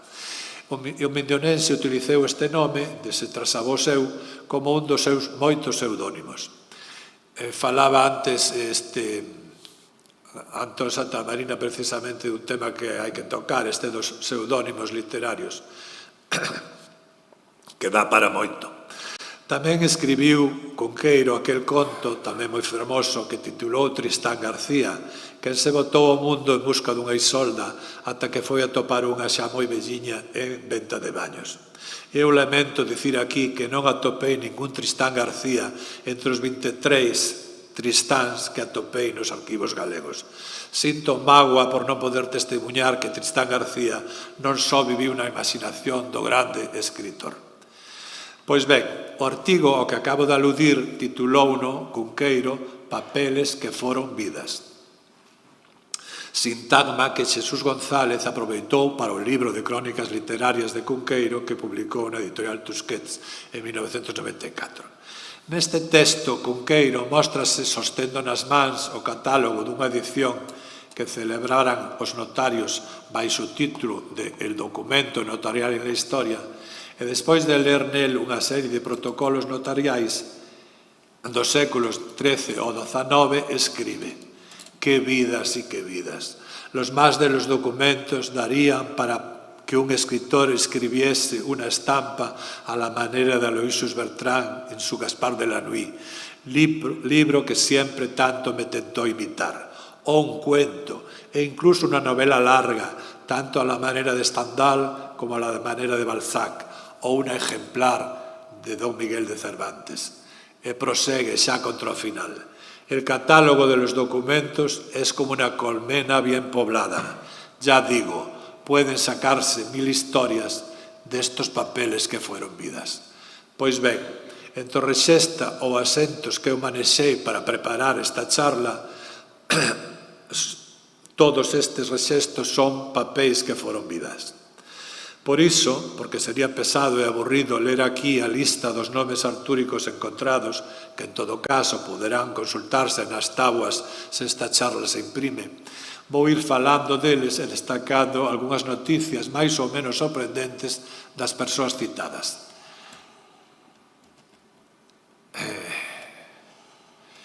Vou empezar por Brianda. Non sei que... Estou nervioso, non sei que me pasa. Mira como... vale, sí, mellor, sí. Bueno, vamos a ver. Empezo por Brianda e que Luz me pare cando queira. Quédame 5... Bueno, a ver se me dá Brianda e Briolanxa, polo menos. Brianda era unha dama ao servicio de Oriana, era filla de Olinda e irmá de Florestan, de Escocia. O nome parece de orixe bretoa e, segundo Albaixés, relacionado con Brián, que significa outeiro.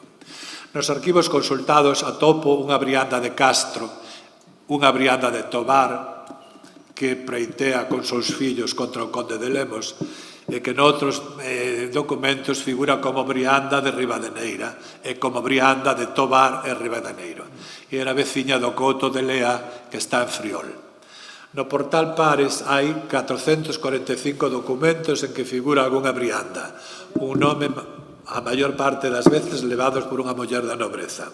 Unha das que máis veces aparece é Brianda de la Cerda, que era duquesa de Béxar.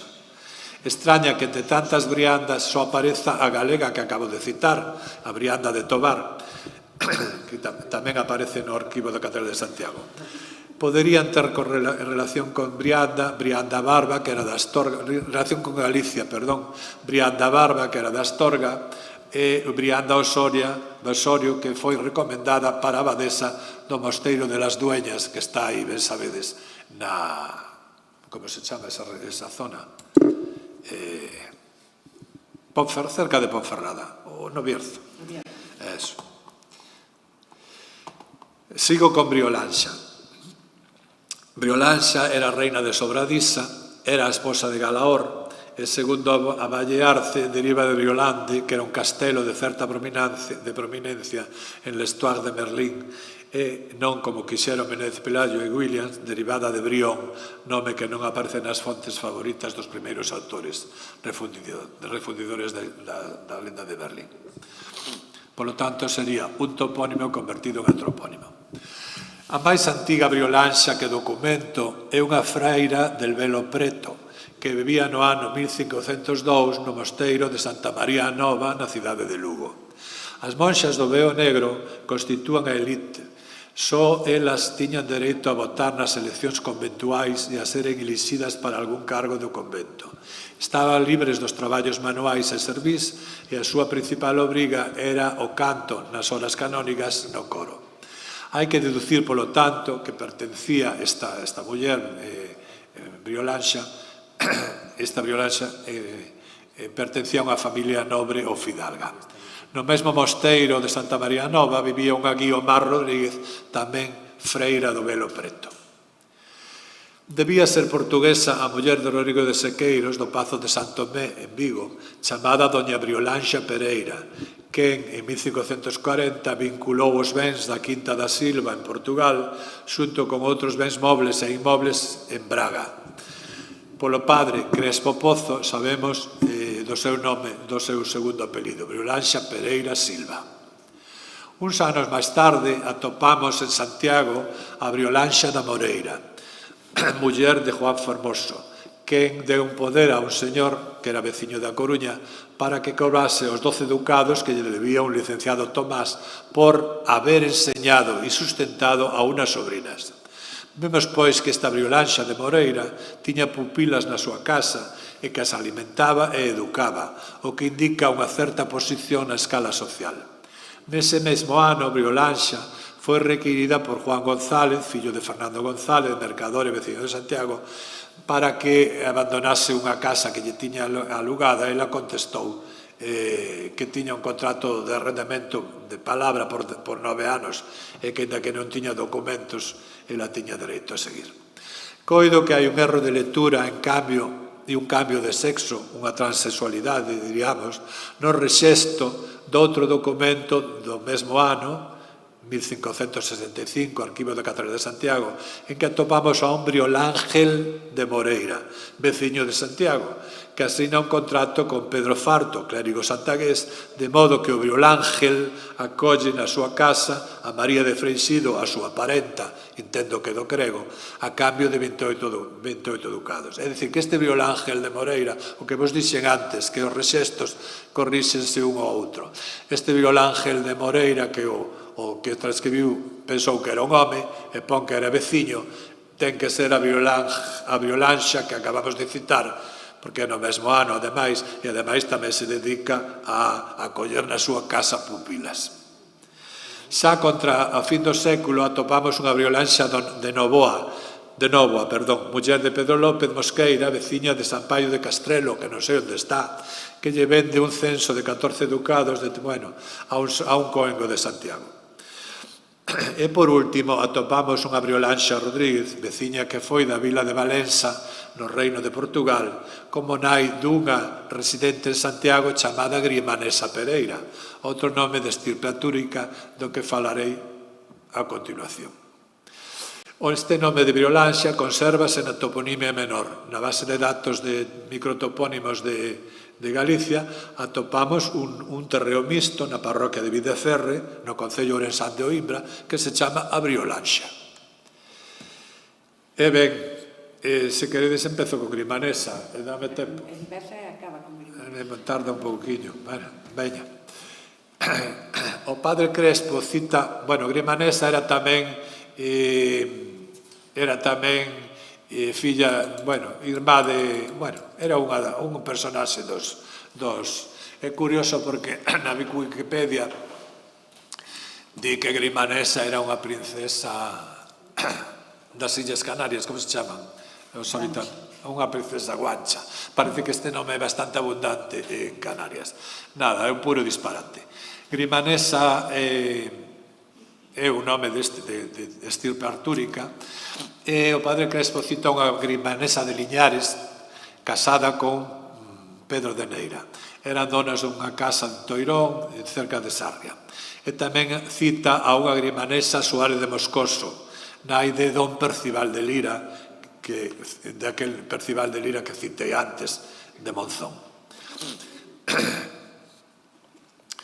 No Arquivo da Catedral de Santiago figura Grimanesa Pereira, residente en Santiago, que nacera en Valença do Miño, e que era filla de Francisco Pereira e de Briolanxa Rodríguez, veciños, como dixen, de Portugal. Doña Grimanesa fixo do fondo toda a herdanza que lle correspondía dos pais a favor dun seu parente, supoño que sobriño, que se chamaba Francisco Gómez e que estudaba en Santiago. Grimanesa casou con Luis Álvarez, mercador, veciño de Santiago, que tiña casas da Rúa da Algala de Arriba, e despois enviuvou e casou con e casou con Juan de Aguirre, que era veciño de Vila García e era receptor do alfolí do sal da vila da Pobra do Caramiñal. Este Juan de Aguirre fíxolle unha doazón e dote á súa neta Grimanesa Pereira la Moza para que fose monxa no mosteiro de San Bento na vila de Monzón. A doazón consistía en 10 fanegas de pan no lugar e casal de Figueira. E logo temos unha grimanesa Troncoso de Lira que nacera, entrou relixiosa en Tui na mesma data en que súa irmá Dona Ventura abrazou o estado relixioso en Tui co nome de Ventura de San Pedro.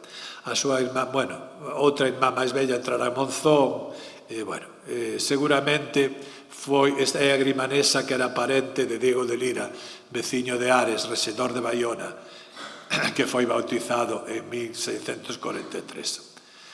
E logo temos xa, a finais do século XVI, unha grimanesa Pereira Suárez de Deza, que estivo casada con Xerome Gómez de Meneses, que vivía en Tomiño. Ben, paro aquí porque teríamos que seguir con guión bar e con todas as outras, e como dixen, isto estaba pensado para por menos unha hora, e non dá tempo. Entón, isto...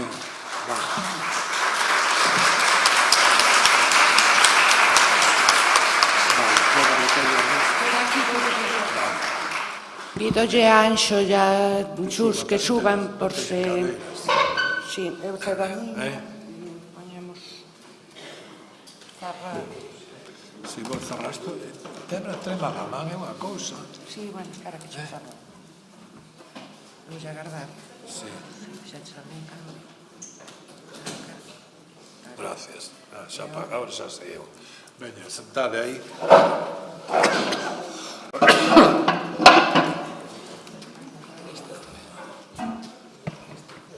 A ver, Xustino medio.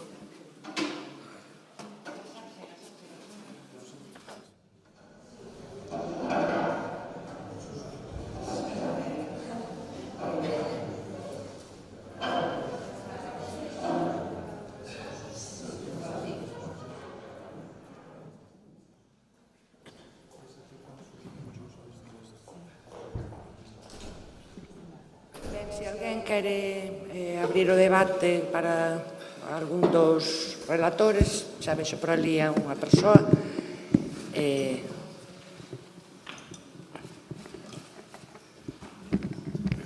Bo día. Parangueira, falabas de Iria Flavia. Sí. Como topónimo historicista ou semi-inventado, non sei se querías dicir iso. Sí.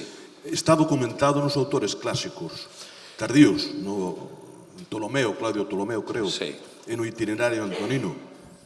Sí, sí. Polo tanto, non é inventado tampouco, non? É inventado modernamente. É dicir, eso nunca modernamente é inventado. A partir de que, supostamente, Ptolomeo lle chama a un lugar Iria Flavia. Se ese nome fose patrimonial, nunca sería Iria Flavia, sería Iria Chava. Eso é un invento. Sí. Inventado modernamente está, sí. Claro, é un invento historicista de alguén que viu ese Iria Flavia, o asociou con Iria, e a partir de aí ese intento de porlle un apelido brillante e alto ao que é xa alto, brillante, maravilloso, que é Iria, non necesita, bueno, apelidos como Flavio, cosas desas. Entón eu que defendo é que eso é que é un invento. Ninguén ali, ninguén, absolutamente. En tal caso un invento moderno, porque Iria Flavia está documentado. É libresco, non é real. Ninguén lle chama, vou a Iria Flavia. Ninguén o di, eu son dali. Non lle oiga ninguén. Estou de acordo, pero Ptolomeo, creo que é Ptolomeo, basearse en algunha cousa. Algún emperador da dinastía Flavia seguramente que beneficiou a Iria con algunha exención ou algún dereito, había o jus lati, dereito de actividade, os habitantes puderon. Pero iso quedou morto, probablemente, iso non seguiu. Os autores medievais, hai unha obra fundamental que é Crónica de Santa María de Iria. Dicir, non di Iria Flavia por ningures. Iso é un invento contemporáneo, un invento a partir do que dis ti. Entendes? É dicir, e pensa, ademais, que Iria foi unha capital fundamental desde Galicia, da Galicia sueva, e ninguén falaba de Iria Flavia xa no tempo dos suevos, entendes? Ninguén. E foi unha capital fundamental a partir da cal se contou a historia de Galicia, porque Santiago, Compostela, estaba foi produto de Iria, por así decirlo suavemente, non? A continuación, sí. A continuación, por así decirlo, non? E, polo tanto, moitas das historias de Galicia son historias de Iria. Cando aparece Iria Flavia nesas historias? Pois a partir do século XVIII. Entendes? É dicir, eso é algo libresco, algo que non existe na realidade. É dicir, como dicirche? É que ninguén di, son as festas de Iria Flavia, vou a un café a Iria Flavia. Bueno, hai un marqués que é marqués de Iria Flavia, pero vamos, é un marquesado que me parece a mí que non ten moito territorio libresco, pero non marqués de Bradomín, tamén hai outro, tamén inventado. Así que, o que pasa que eu, a mí son vehemente neste tema, porque considero que a realidade lingüística e toponimia que hai que defender, que compre defender, é a de Iria, non a de Iria. Bueno, sí, eso sí, sí. Claro. Pero, bueno, foi unha cidade romana que se pudo chamar Iria Flavia no seu tempo. Claro. Importantísima. Igual que outras, claro. Pero, bueno, xa está.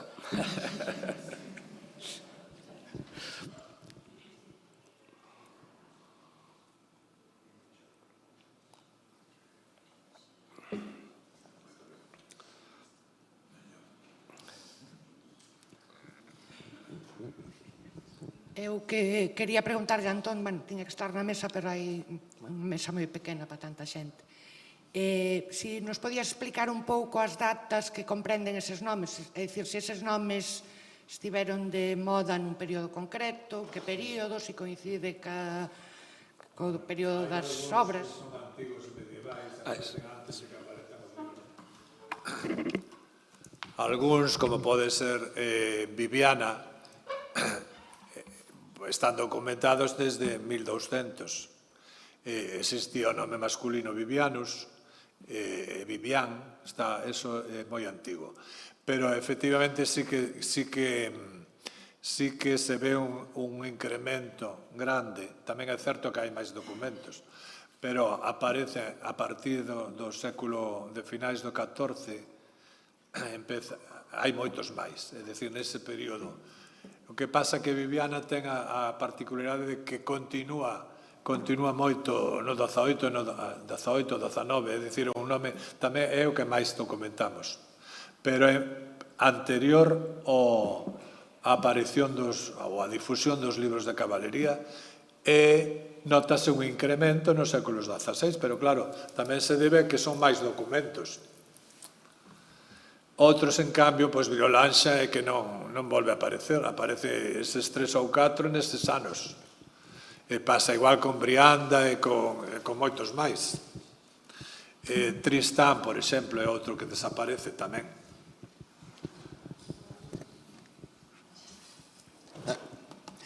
Eu quería comentar que precisamente eu creo que sobreviven os que non están caracterizados, non sobreviven as interdiccións do Concilio de Trento, os que xa tiñan tradición previa ou non están tan caracterizados como artúricos ou como lexendarios. É dicir, que Viviana sobrevive, creo que deixe algún exemplo de Vivianas a finais do XVII xa, ou XVIII, porque non se percibía que fose un nome claramente tomado desa tradición artúrica, porque os outros, o Concilio de Trento prohibiu a utilización deses nomes, de maneira que os que sobreviven é porque non se percibían procedentes desa tradición literaria.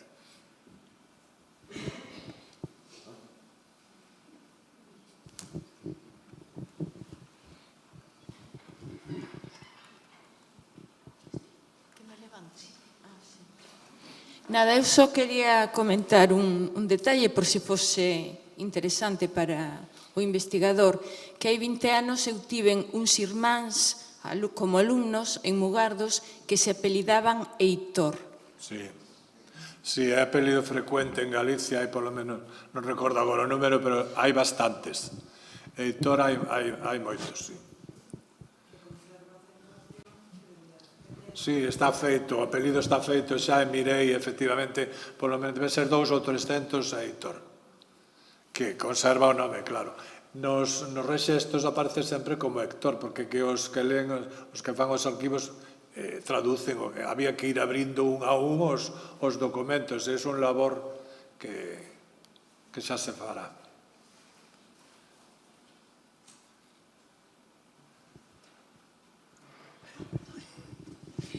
Eu quería preguntarle tamén a Chus Nogueira se a ecopoesía, o sea, ese fenómeno de recorrer a microtoponimia na ecopoesía é algo que é especialmente frecuente aquí en Galicia ou se tamén tedes constancia de que sistemas próximos, sobre todo, tamén estea funcionando esa imaxe nestes tempos.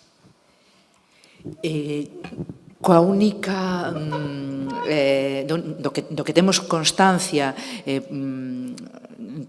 a nivel de investigación, porque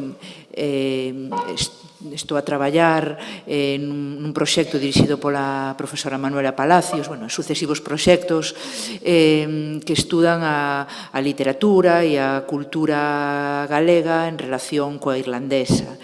Nese sentido, si temos constancia de utilizacións de fórmulas toponímicas con valores moi semellantes. E tamén do desenvolvemento da ecopoesía como un xénero emerxente nos últimos anos.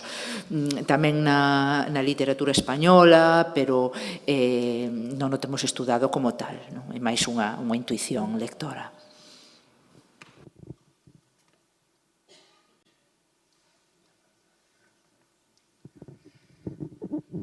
Se non hai máis preguntas, facemos entón unha pausa que xa estaba programada. Temos aínda un pouco de 10 minutos máis do esperado para tomar un café por aquí cerca.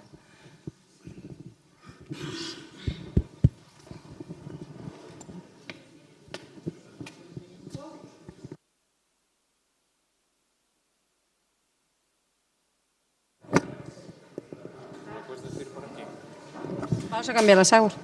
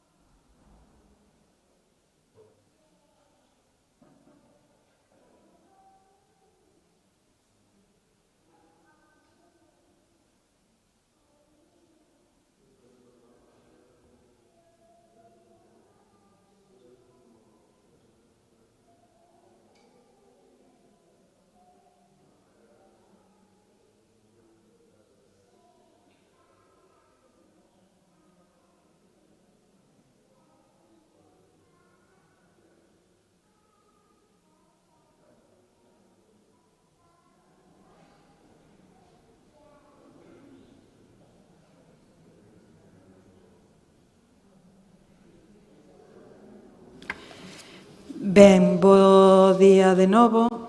Recomezamos a sesión da mañá con dúas comunicacións centradas especificamente na filoloxía. Primeiro vainos falar Bieito Arias Freixedo, que é profesor de Filoloxía na Universidade de Vigo, no Departamento de Galego. Departamento de Galego? De Galego e Latín. El comenzou a formarse como investigador no Seminario de Lexicografía da Academia, despois pasou para a Universidade de Vigo, prácticamente toda a súa trayectoria investigadora e profesional está centrada na poesía medieval. Pertence ao proxecto Universo Cantigas, que está a elaborar a edición digital completa da poesía trovadoresca galega medieval e que ten a súa sede na Universidade da Coruña. É autor de varias antoloxías de poesía trovadoresca, entre as que salientamos a Antoloxía Lírica Galego-Portuguesa en Xerais e a máis recente Per arte de foder, Cantigas de escarnio de temática sexual no 2017. A parte diso, escribiu tamén moitos traballos de investigación sobre todo problemas de transmisión da nosa literatura medieval en medios en diversos académicos e tamén mantivo o sitio web Locus Críticos especializado en crítica textual, onde se poñían de relevo tamén moitos problemas na transmisión. Hoxe vai nos falar da onomástica como recurso da crítica textual, exemplificando coa poesía, coa nosa poesía trovadoresca galega medieval. Unha última cousa. Seguindo coa práctica que empezou Luz esta mañán, hai algúns nomes que son, supoño, representativos del, como poden ser Celle, Vigo e Cabanas. Moitas grazas, Ana. Quero agradecer ás organizadoras que me convidasen a esta xornada onomástica. Como sei que non me vai dar tempo de ler todo o que tiña escrito, o que vou facer vai ser vou facer unha presentación ao principio sobre os distintos aspectos que mostran a relevancia, a importancia que a onomástica, os nomes propios teñen na poesía profana medieval, galego-portuguesa. Hai algúns traballos previos, hai bastantes traballos sobre a onomástica na poesía, na lírica medieval, e que insisten na diversidade e na riqueza da onomástica que está presente nas cantigas. Entón, no traballo tentarei mostrar que esta relevancia, esta importancia non é casual, senón que os nomes teñen unha funcionalidade no texto poético, iso por un lado, e depois tamén, máis chegado ao meu campo de traballo habitual, tamén centrareime sobre todo na importancia, na relevancia que para a correcta edición de textos ten a onomástica, digamos, a clave onomástica, o recurso, os nomes propios. Veremos algúns casos en que loquicritique, pasos concretos de textos que non estaban editados máis ou menos conxecturalmente, pois que encontran solución nun nome. Ben, e pois tamén tratei algunhas cuestións secundarias. Voume centrar na lírica profana, pero tratándose claro, que da funcionalidade da onomástica na poesía profana galego-portuguesa, vou puxen de limiar de frontispicio deste traballo unha cantiga, a cantiga número 70 das cantigas de Santa María de Afonso X, onde fai unha interpretatio do nome de María. É unha mostra, un exemplo do refinamento, do requinte con que os trovadores, veremoslo despois, mostraban unha das formas de mostrar o seu dominio da arte de trovar e o dominio da retórica, pois era na interpretación dos nomes. Neste caso, marquei aquí con unha interpretación do nome de Santa María, e no nome de Santa María 5 letras, non máis IA. Entón, cada letra é desglosada, é interpretada, é explicada. M mostra madre, maior, mansa, mellor, etc. O mesmo con A, abogada, aposta, R, etc. Entón, uns versos, digamos que as primeiras letras neste artificio retórico é o nome de María, a persoa, a muller a quen o rei, por quen o rei compón ese magno proxecto editorial e a quen o dedica. Ben, entón, vou facer un percurso polos distintos aspectos que tratei, que despois poderán ver, pois comentarei os que me dei a tempo e os que non, pois poderán leros no texto escrito. Como dixen, acabo de dicir, a onomástica, a clave onomástica é, digamos, que se manifesta como unha chave importante para resolver algúns pasos que ata agora, ia dicir, moi difíciles de editar. En realidad, unha vez a posteriori, resulta que non eran tan difíciles de editar. O que pasa é que non se aplicaba esta clave onomástica. Entón, aquí temos varios exemplos. Depois, nun segundo apartado, pois trato artificios poéticos e retóricos baseados na onomástica, en nomes, en nomes topónimos ou nomes propios, antropónimos. Tamén teño varios exemplos que, se nos dá tempo, veremos algúns. Dentro da retórica, da poética, os artificios poéticos, un artificio poético moi utilizado polos trovadores, sobre todo nas cantigas de escarnio, pero non só, é a equivocatio, varias posibilidades, varios recursos do ámbito da equivocatio. Tanto unha palabra que ten varios significados, que pode ter dous significados, como dúas ou máis palabras que nunha secuencia poden interpretarse de forma dilóxica, con dous sentidos diferentes. Entón, veremos algún exemplo disto. Vimos agora, no inicio, ese exercicio de interpretación do nome de María, de explicación. Digamos que unha das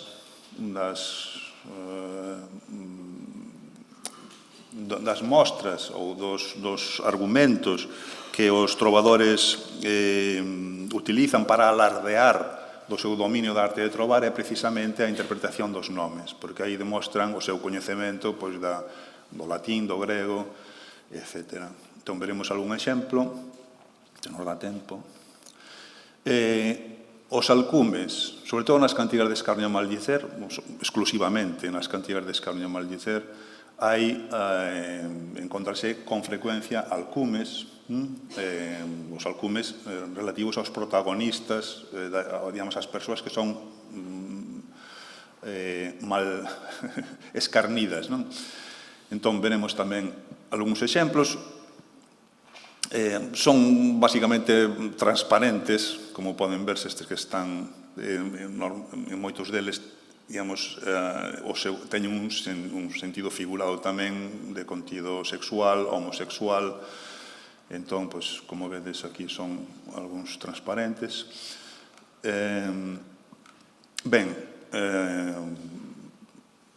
as cantigas, os nomes son importantes, pero nas cantigas tamén é importante, sobre todo nas cantigas de amor, é importante a anonimia.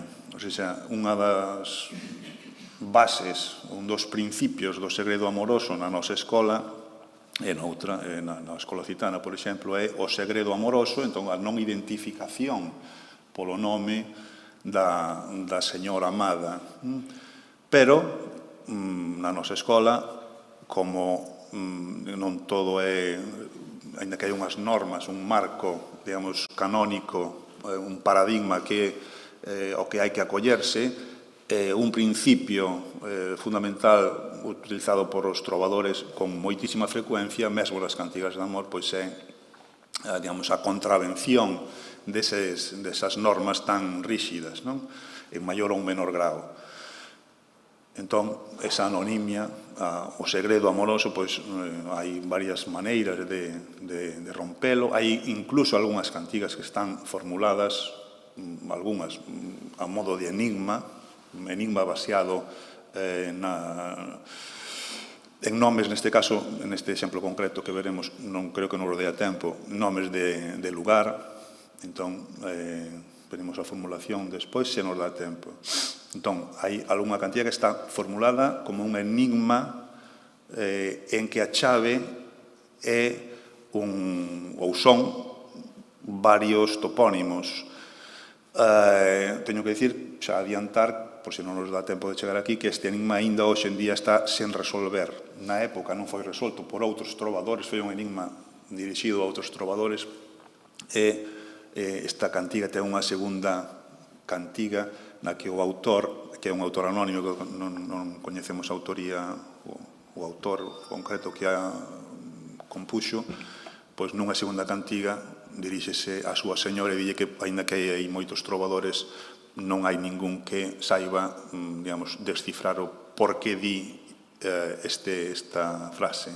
Ale, alfanx e alse serigo, que son topónimos próximos a Santarén.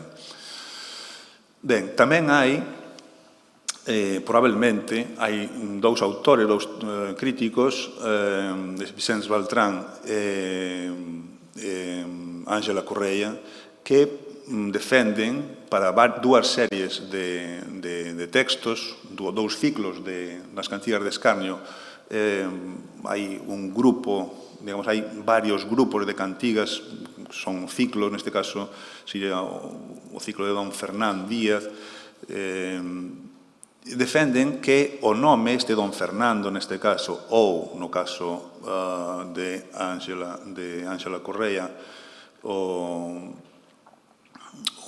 aquí non o puxo, é o nome do arcebispo, o nome, a persoa satirizada, neste caso é Xoán Viegas, de Portocarreiro, e non o denomina na cantiga con ese nome, senón, segundo ela, con outro do seu antecesor, que se chamaba Esteban, que era da familia dos Sousa, era de unha familia máis importante. Entón, tamén sería un caso, ou dous, digamos que os argumentos que dan son, non é o momento, porque levaríamos xa unha hora a explicar cada un destes casos. Con argumentos na documentación, na historia do momento, pois, chegan á conclusión e defenden con argumentos sólidos que, por trás do nome Fernán Díaz, no caso das cantigas comentadas por Vicens Beltrán, ou o nome Don Esteban, no caso das 8 cantigas, creo que son, dirixidas contra o arcebispo de Braga, Xoán Viegas,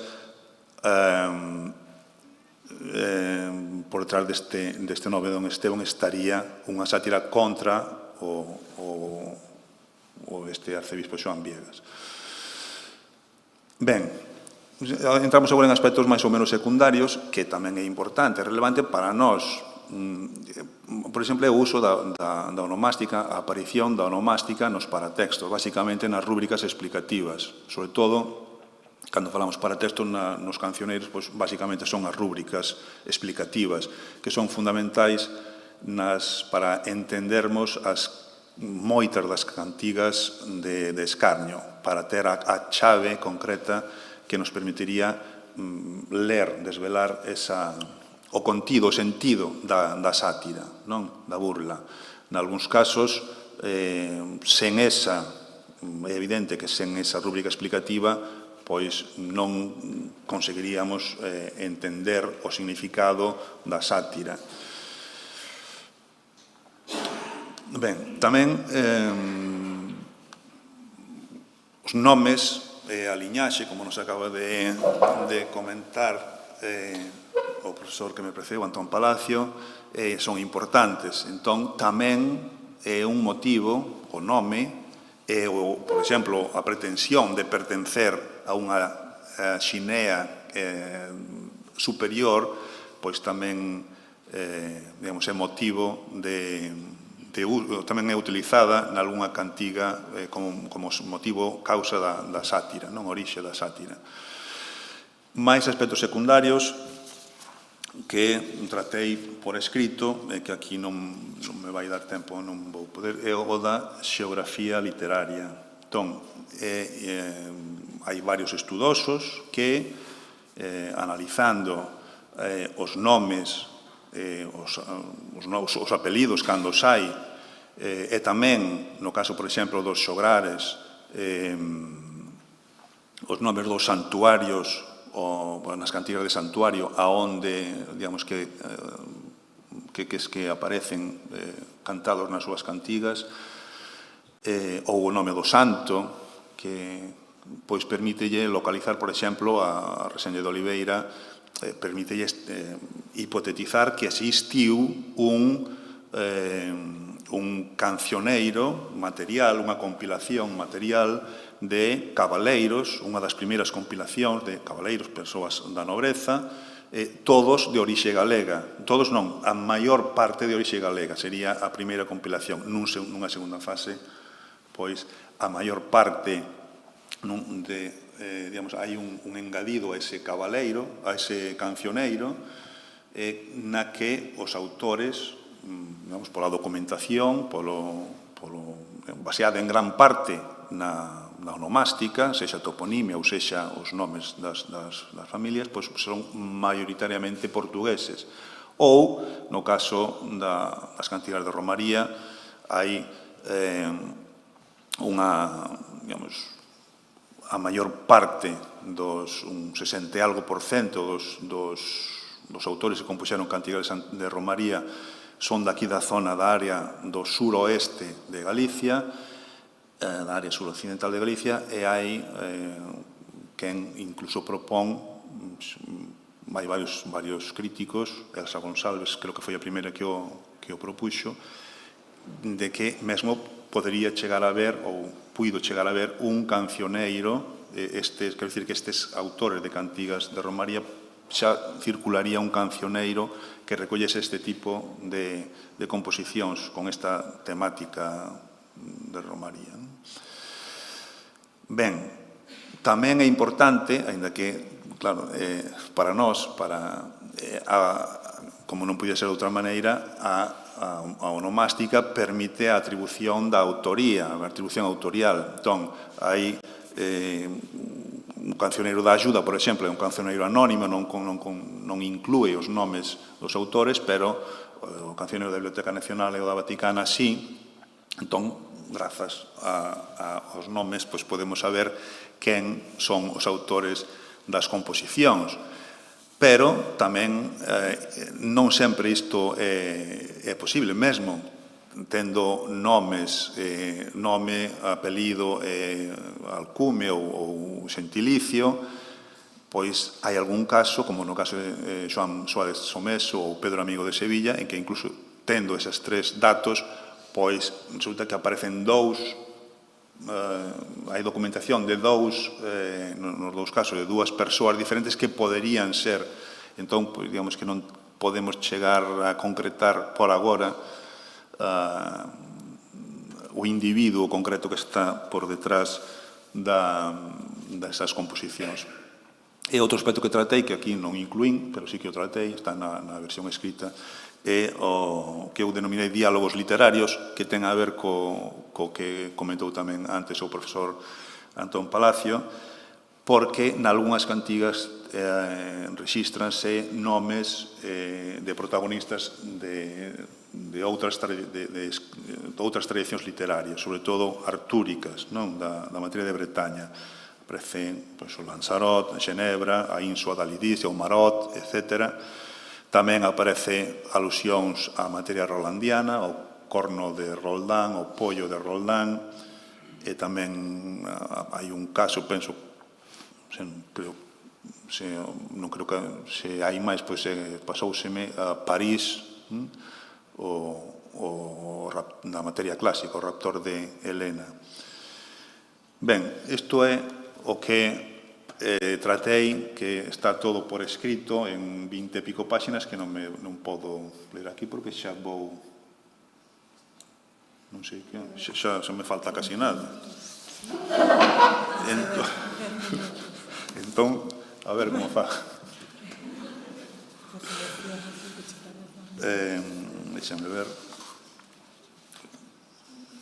Voume centrar no que era o título original do traballo, que era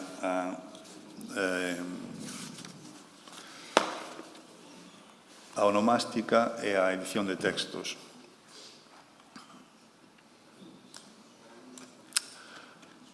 Entón, teño varios exemplos aquí e vou ver os que... Vou nos comentar só por riba, porque, claro, tamén cada un destes, pois, leva... Algún destes xa foron tratados por min noutros lugares. Entón, trátase de cantigas que xa foron editadas por... Digamos, hai unha tradición editorial xa de máis de 100 anos.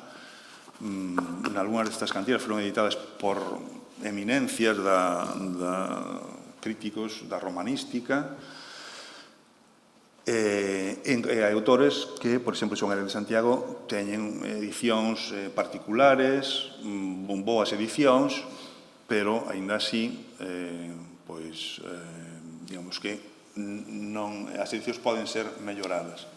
Isto é importante, sobre todo para a xente nova, que tome consciencia de que, cando nós compramos un libro de poesía medieval, ou cando na escola lemos un libro con textos medievais, teñen que ter en conta que eses textos medievais non son o texto de Xoán Aires de Santiago, por exemplo, neste caso. É o texto que é editado por alguén que ten un intermediario. Iso é importante telo en conta. Ben, entón, esta cantiga, non sei se se ve, se consigue ver, como se aumenta? Control máis aumento. No, saltoume de página.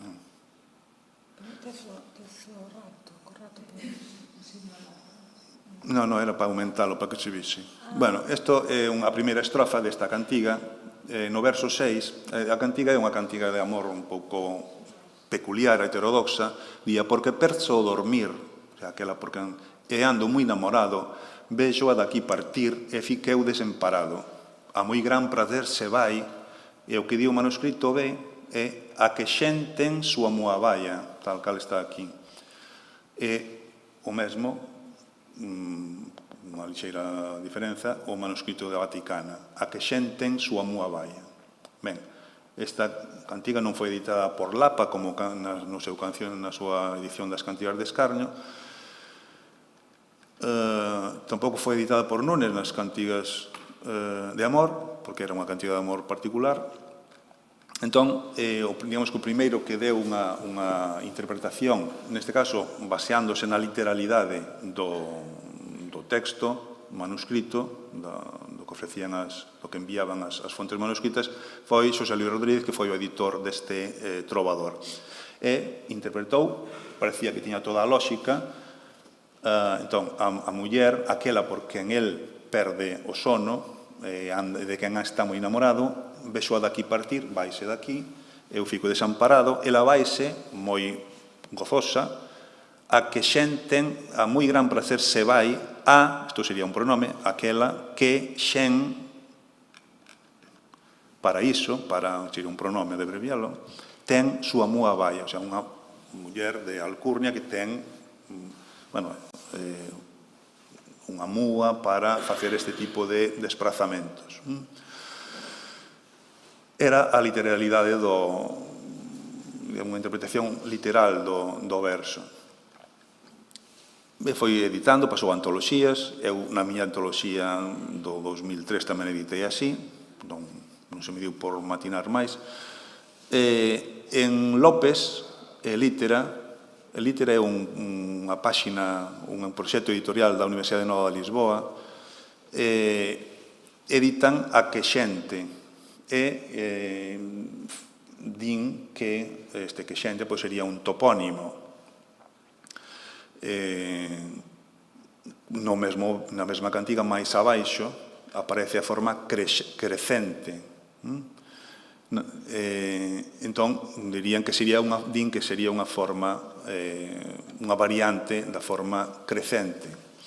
Ben, para abreviar, porque senón liámonos, esta é un erro de copia do manuscrito moi frecuente,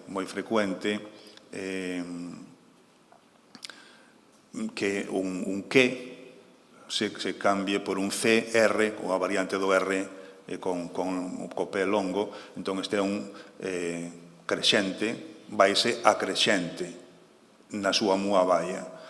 Entón, é difícil de explicar por que non se solucionou isto antes, porque esta forma palatalizada do topónimo aparece noutra cantiga deste mesmo autor, Pelo souto de Crecente, unha pastor vía andar.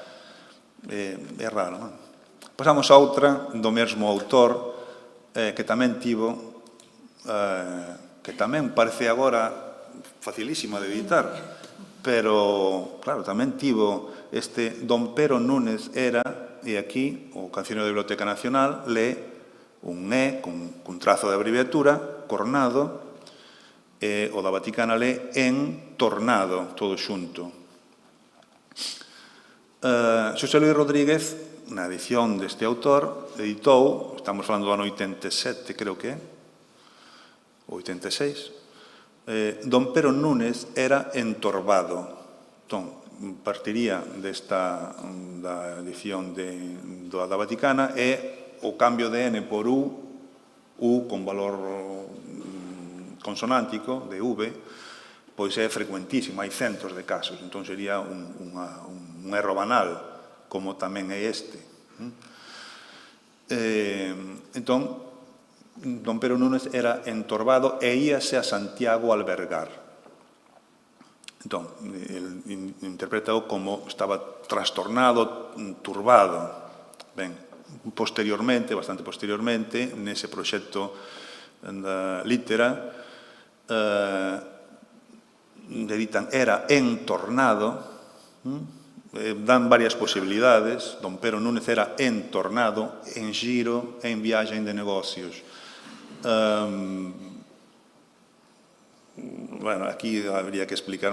Outra posibilidade sería ler Era entornado, en con valor de daí, pero claro, non hai un antecedente, entón sería difícil de explicar, e pois ainda, digamos que derivan Era entornado, tal vez habría que relacionalo co bébado, entornado como co valor que ten actualmente de bébado e tal. Ben, isto, Don Pero Núñez estaba encornado.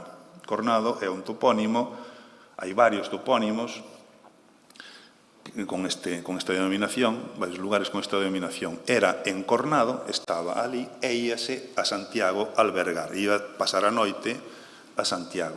E a continuación da cantiga, pois, explica claramente, claro, este Don Pero Núñez, cando saiu da casa, pois tiña medo, a continuación é que ao sair viu un corvo, este era moi temoroso destas cousas, entón temeu que este corvo vai me facer mal por algunha razón. Bueno, hai máis cantigas nas que este mesmo personaxe, Pero Núñez, pois, digamos, o motivo é a infidelidade, ou máis que a infidelidade, o temor á infidelidade da muller. Hai o corvo, ás veces podes identificar co cura, ou co crego. Entón, pois, claro, nese encornado, pois está claramente era encornado. Teña unha coroa, coronatus, estaba coroado cunha coroa de cornos. Entón, é un xogo evidente, aquí hai un equívoco, e probablemente o público da época, isto tamén non hai que ter en conta, só escoitar o nome Don Pero Núñez, antes de dicir era encornado, xa sabía que a temática desa cantiga era esa. Ben, vou saltar esta da Boudaña porque é moi difícil de explicar, aínda que... Vou na saltar. Poden lela, aínda que non me dá a razón, pero é evidente que Boudaña está documentado como, na Idade Media, como un alcume dunha familia. Entón, pero, bueno, ímolo saltar. Esta tamén, a famosa cantiga do Dayan de Cales. Ao Dayan de Cales eu achei libros que lle levaban de Aloguer, a edición de Lapa. Libros que lle levaban de Aloguer. Este da Beger, aquí había un R, en B está riscado, está cancelado. Un R riscado está cancelado, non hai que ler. O editor de Afonso X, que Juan Paredes, edita Da Vencer, que lle levarían da vencer, ou que lle levaban da vencer, para que os bendicise. En litera, sí que deducen que probablemente aquí hai un topónimo, pero o topónimo está claro, Beger, o actual Vejer de la Frontera. Non sei por qué, estando cancelado o R e estando noutro manuscrito, non estando copiado, pois editan Berger, cando é evidente que se trata de Vejer de la Frontera. Ben, este sería... O topónimo está, ademais, localizado nas crónicas da época, e tamén noutra cantiga, non teño que ir acabar. Ben, pois isto creo que queda claro. Vou ler unha máis que é bastante simpática, e pois o resto, pois, sinto moito, non me dá tempo. Esta cantiga do famoso Pedíolo é esta cantiga de Esteban da Guarda, tamén desde Lapa, foi, bueno, era a versión máis, editou como Pedíolo, pois a todos aborrece este xogar aborrido de tal muller e marido que a min razón parece de traxer por seu, aquí pon Pedrolo, un R redondo, e en B pon de traxer por seu pedíolo o fillo doutro no colo. Entón, ele editou Pedíolo baseándose no da Vaticana. Litera le, digamos, procuran axustarse ao texto manuscrito, e len Pedrolo, pero entenden o termo no sentido que ten na Galiza entre os viticultores, o pedrolo, o insecto que come as viñas. Pero claro, o protagonista desta cantiga, aquí non se ve nesta estrofa, chámase Pedro da Arruda. Pedro da Arruda. Entón, pois a todos, esta é a miña opinión, e tamén foi como editamos no Universo de Cantigas, pois a todos aborrece este xogar aborrido de tal muller e marido que a min razón parece de traxer por seu pedrolo o fillo doutro no colo. Este de tal muller e marido, pois a muller, noutras estrofas, dice que ia a cada pousada por algo. O sea, andaba de pousada en pousada por algo. E que lle facía, que lle servía de grande axuda a este Pero da Arruda. Como Pero da Arruda foi da muller axudado? Foi axudado, probablemente non só económicamente, porque ele era un cornudo consentido, senón tamén, xa concluo aquí, porque o libraba do baldón social da infertilidade, de non ter, digamos, un herdeiro para o seu... Ben, o do resto, claro, cada caso destes está explicado no texto escrito máis ou menos pormenorizadamente, entón poden seguilo por aí. Entón, pois, remato. Xa depois, se queren alguna... Moitas grazas.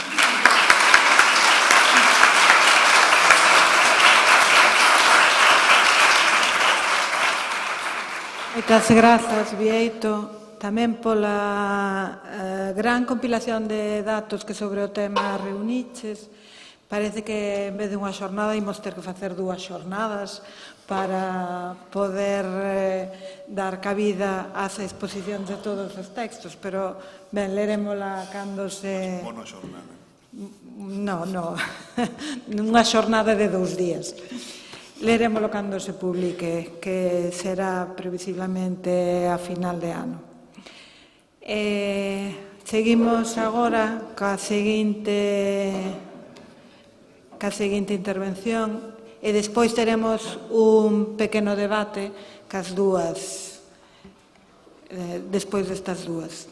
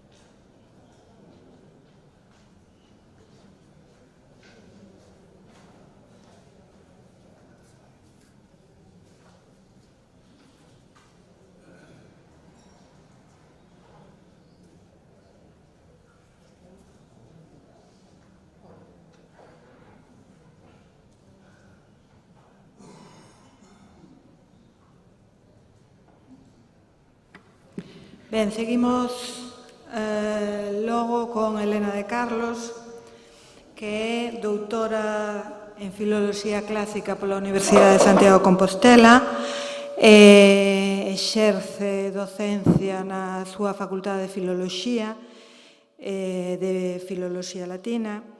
Está especializada en literatura latina medieval e nos mecanismos de transmisión de textos antigos ao longo da Idade Media. Entre a súa actividade investigadora, evidentemente non imos citar todos os seus artigos que ten en revistas especializadas desde hai moitos anos, pero si unha faceta importante que, sobre todo con respecto ao tema que vai tratar hoxe, que é directora durante moito tempo da revista Troiana Alexandrina, o anuario de materia clásica no mundo medieval. Tamén é poeta, autora de 4 libros de poesía, e traductora, entre outras obras, iba a decir obras menores, a Consolación de Filosofía de Boecio ou a Utopía de Tomás Moro. Entón, Elena de Carlos, Elena de Barbantes, Elena de Priegue, Elena de Vigo, Elena de Troia, porque nos vai falar vai ser un momento da etimoloxía e alegoría nas lendas de Troia. Grazas, Elena, cando queiras. Grazas, Ana.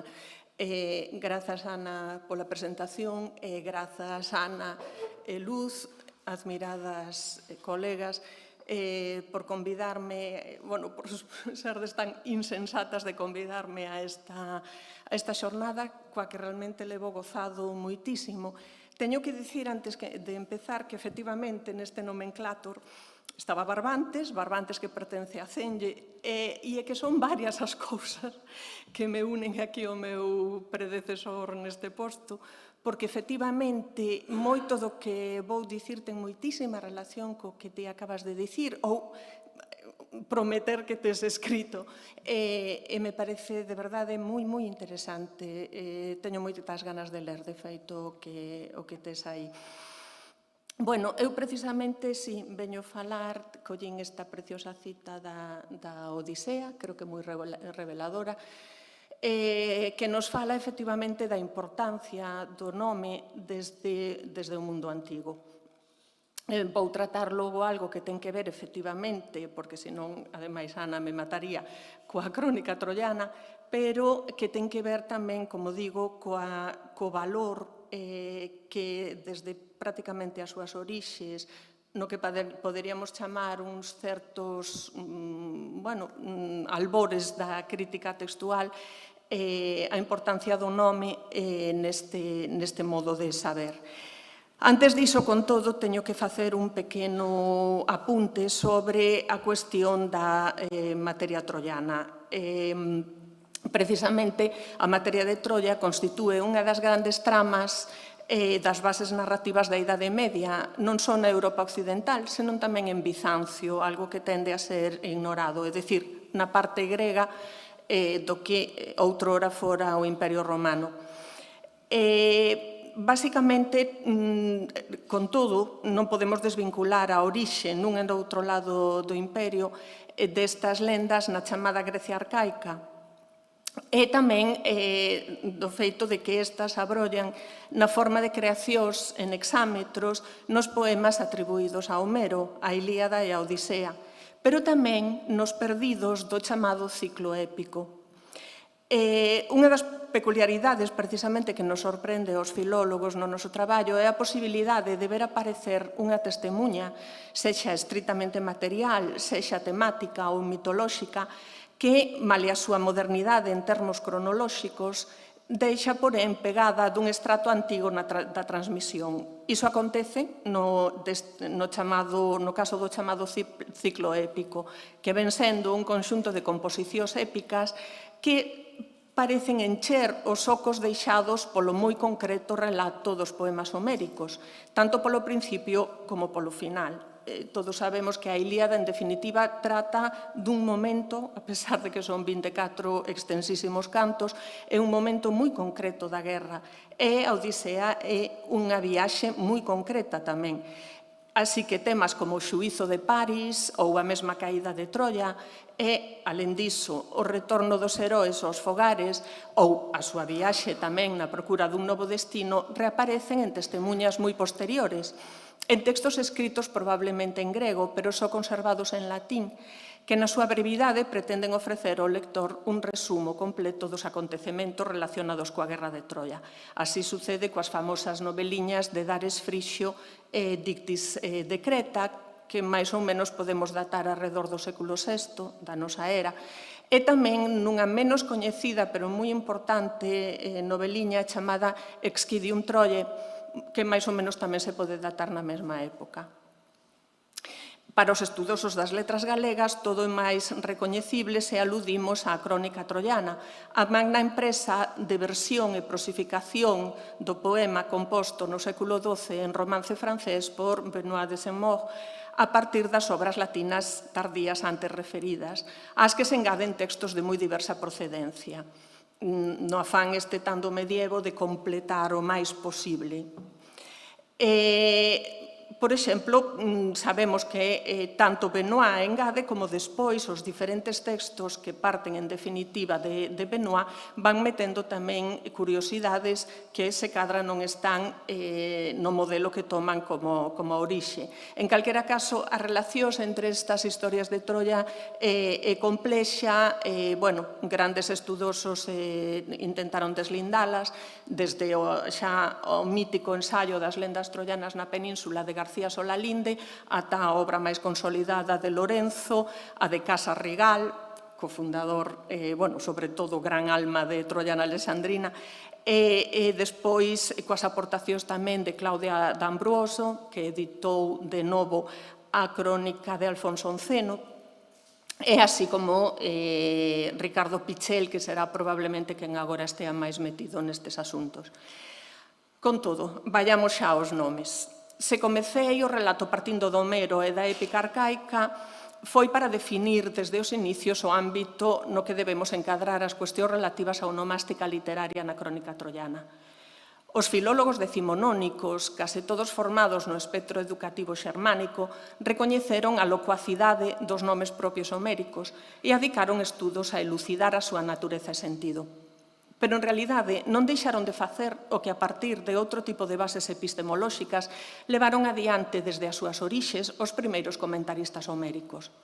A elucidación do nome, o dos heroes e o dos deuses, e a súa forza preséntasenos como un dos motores da exéxese homérica xa cando menos no século VI a.C.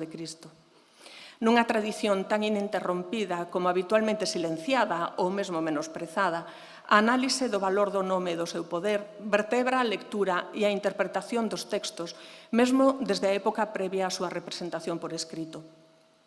Vémola abollar na superficie das bravas augas de outras correntes hexemónicas, baixo algunhas das palabras de Platón no seu diálogo Cratilo, ou moito tempo máis tarde na aparente ortodoxia do bispo Isidoro de Sevilla, considerado por algúns un barrón cristián. É de Isidoro, por máis achegado aos tempos e á mentalidade do autor da crónica troiana, de quen tomo o concepto de etimoloxía como coñecemento da vis verbi, algo así como a forza da palabra. Di Isidoro nas súas etimoloxías, xusto no primeiro libro. A etimoloxía é a orixe das palabras cando se deduce a forza do verbo ou do nome por medio da interpretación.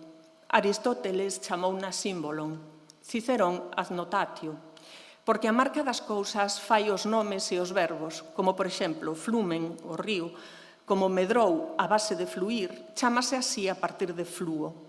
O seu coñecemento adoita ser moi necesario na súa interpretación, xa que cando vexas de onde naceu un nome, axiña entenderás a súa forza, pois cando coñeces a etimoloxía, a análise de calquera cousa é máis clara. Male ao controvertido da pasaxe, aquí estou tamén con Vieito, a interpretación e a traducción disto foi, houbas de todo tipo. Creo que hai algunha idea indiscutible con respecto ao papel do coñecemento da esencia da palabra no coñecemento do universo real que transmite Isidoro. Malia que as fontes directas que manexa o bispo sevillano para a súa definición sexan Cicerón e Boecio, sempre aletexa detrás da súa visión do mundo a máis complexa e misteriosa expresada por Varrón, na que se fai visible o fondo e case sacral significado que o emprego da etimoloxía posuía no mundo antigo. Varrón fálanos de 4 tipos de verborum origines, o máis baixo ou popular, case intuitivo, e aplicable a palabras compostas. O segundo, propio dos gramáticos que estudan as creacións léxicas dos poetas, e o terceiro e cuarto. O terceiro chanzo, o que chegou á filosofía subindo e comezou a abrir as cousas para que estivesen no uso común, como por que se dicía oppidum, vila, vicus, poboado ou vía, camiño. E o cuarto, onde está o santuario e os misterios do sacerdote. Se non chegou alí, onde o coñecemento, con todo tentarei obter algunha conxectura, cousa que tamén no que se refire á nosa saúde, ás veces fai o médico cando estamos enfermos, diría a meirande parte das veces, sí. Unimos logo dúas cuestións primordiais que vimos de presentar dun xeito panorámico, a materia de Troia e a procura do sentido dos nomes como xeito de interpretación da natureza e do mundo. Nese sentido, malia que os poemas que cantan a destrucción da cidade de Troia desde as súas máis remotas orixes non son aparentemente cosmogonías, a interpretación que se fai dos nomes remata por conferirlles ese carácter.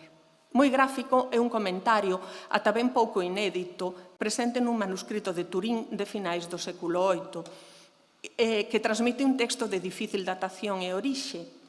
Este é o folio do manuscrito, onde está o texto, pero que poderíamos situar o texto como tal entre os séculos VI e VIII e incluso preguntarnos se podería ter sido composto na Península Ibérica. Trátase dun comentario ao texto que antes presentei, a noveliña titulada Excidium Troiae, diante da cal vai no manuscrito. Nel ofrécese unha clave de lectura e interpretación do texto que segue a partir dos nomes propios que nel aparecen. O comentarista escolle os parágrafos iniciais para mostrar cal é o xeito do comentario e anima o lector a aplicar este método ao resto do texto. Un dos exemplos que tomo é o seguinte.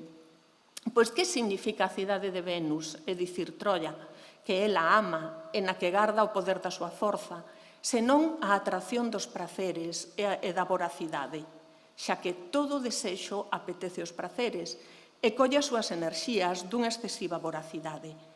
Pois para que entendas máis facilmente isto, a palabra grega Troia dice en latín manduca, come. A correcta interpretación desta pasaxe baséase na idea de que se analiza o significado do topónimo Troia. Concíbese como unha palabra grega que se traduce ao latín co verbo en imperativo manducare, comer.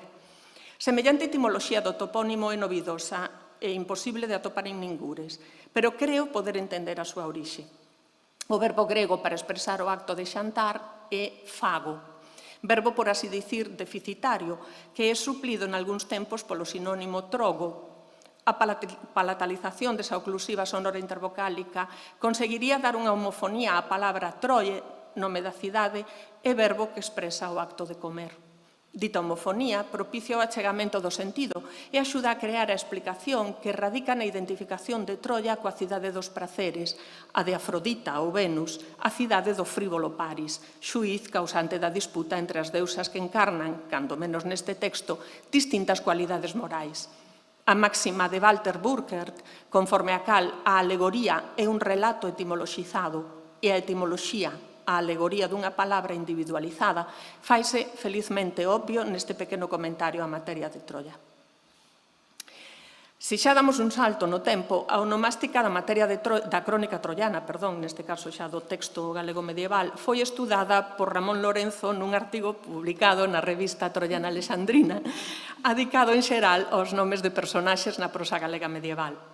Malia que neste traballo deixa para o último lugar a análise dos nomes da crónica troiana e o propio estudoso declara que o asunto merece meirande demora e afondamento, Lorenzo establece algúns principios fulcrais para o estudo deste tema. Os nomes da crónica troiana galega son inestables e os nomes derivan en última instancia do orixinal francés de Benoit por mediación da crónica troiana de Alfonso XI, o texto castelán. Non podemos esquecer que, a súa vez, a traducción castelá mandada facer polo devandito monarca contra 1350 semella ter como base un texto en galego ou portugués, de xeito que, a partir da onomástica do francés medieval, con orixes últimas nos nomes adaptados ao latín por dar ese dictis dos heróes e deuses da épica grega, os nomes levan pasado por varios procesos de adaptación a distintas linguas romances. Cando digo que os nomes son inestables, refírome ás inconsistencias que estes presentan, ás veces dentro da mesma liña do manuscrito, en canto á súa forma, como exemplifica amplamente Lorenzo, e deixo aquí este texto. A alternancia vocálica, o desenvolvemento de determinados grupos. Entón temos todos estes, Aquiles, ou tamén con doble L, ou Aquilis, Equiles, e todo isto pode estar, como digo, nunha mesma liña. De novo, enlazando co que comentaba Bieito, precisamente, por unha parte, esta mutabilidade na forma é a que permite practicar con suceso a ciencia da etimoloxía e relacionar persoas e lugares nun afán xa antigo, pero especialmente vivo no medievo, por vincular topónimos con antropónimos, o que se traduce históricamente en dar un epónimo aos lugares, sexan estes vilas, cidades ou mosteiros. Adianto tamén que unha das consecuencias non desprezables que tira Lorenzo do seu estudo é algunha posible nova proba da relación entre linguas e versións da crónica troiana. Por exemplo, unha mostra inequívoca, di Lorenzo, de que o texto castelán é unha traducción do galego ou portugués e non directamente do francés, témola no nome dun personaxe. No román francés aparece Fortis Lipros, que está no texto galego como o prol fortes, pero que na crónica troiana e castelá pasa un enigmático o prolfortis, evidentemente, eso non o entendeu. Semella a estas alturas un tópico falar da relación establecida entre vilas e lugares de Galicia e heróis gregos. Estamos en Pontevedra, ademais. É dicir, entre os nostoi ou lendas de retorno dos heróis, normalmente vinculados, como non, á Guerra de Troia e o seu desenlace e a xeografía galega. Moitas destas lendas presupoñen unha orixe tan antiga que dificilmente se podería negar a posibilidade de que teñan como base unha verdadeira presenza de mariñeiros gregos nestas latitudes. Pero non é o meu propósito discutir o trasfondo histórico dos relatos. Interésame a súa vertente literaria e lingüística en meirande medida. Unha certa abundancia de lendas que poñen en relación retornos de heroes da Guerra de Troia a lugares da Galaequia recoñecibles en autores como Silio Itálico ou Xustino podería estar relacionada coa xeografía galega e a súa condición de extremo último, de occidente, de paraxes que se debruzan no océano, lugares relacionados coa morte, en suma. Un dos grandes indoeuropeístas dos últimos tempos, Jürgen Untermann, chama a atención sobre a meirande vinculación de personaxes errantes como Heracles ou Odiseo co Mediterráneo, mentres que os heroes que son ligados ao Atlántico son Anfíloco, Teucro ou Tideo. Malia que se ten abordado e tratado dun xeito moi rigoroso e interesante o tema da hiponimia greco-troiana dos topónimos galegos, non ven de estudarse con meirande afán o motivo da presenza desas figuras concretas, alén dos axustes onomásticos ou toponímicos que propicien o parentesco etimolóxico. O caso de Teucro é especialmente singular, dado que a súa presenza en Galicia non ven a priori dada pola existencia dun topónimo ou dun xentilicio que favoreza a súa vinculación onomástica con ningún punto concreto da terra, menos aínda con Pontevedra. A noticia que máis claramente se refire aos Galaequi das transmitidas por Xustino, a dos Nostos ou viaxe de regreso de Teucro, desde a Guerra de Troia ata o solar dos Galaequi, dos que se presenta como fundador, aínda recollida por Isidoro de Sevilla nas súas etimoloxías, implica un heroe singular. Deixo o texto de Xustino como testemunha. Este Teucro, despois de finalizar a Guerra de Troia, odioso aos ollos do seu pai, Telamonio, pola morte do irmán Áyax, ao non ser acollido no seu reino, avanzou a Chipre e ali fundou Salamina, polo nome da súa antiga patria. E que de aí, ao recibir a nova da morte do pai, dirixiuse de novo á patria, pero ao impedir a entrada de Eurísace, fillo de Áyax, empurrado ás costas de Hispania, ocupou uns lugares onde agora está Cartago Nova, que de aí pasou a Galaequia, e que asentándose deu nome ao pobo. Pero unha parte da Galaequia chámanse Anfílocos. Xustino é un autor do século III da nosa era que resume unha historia anterior a de Trogo Pompeyo que é do século I. Aquí hai que aclarar un par de cuestións. Por unha banda, o certo é que o de Teucro non é un nostos, se entendemos que este concepto implica a idea de regreso ao lugar de partida, como aconteceu no caso de Ulises cando regresou a Ítaca. O caso de Teucro sería máis análogo ao de Eneas, en relación ao lugar onde máis tarde se edificará Roma.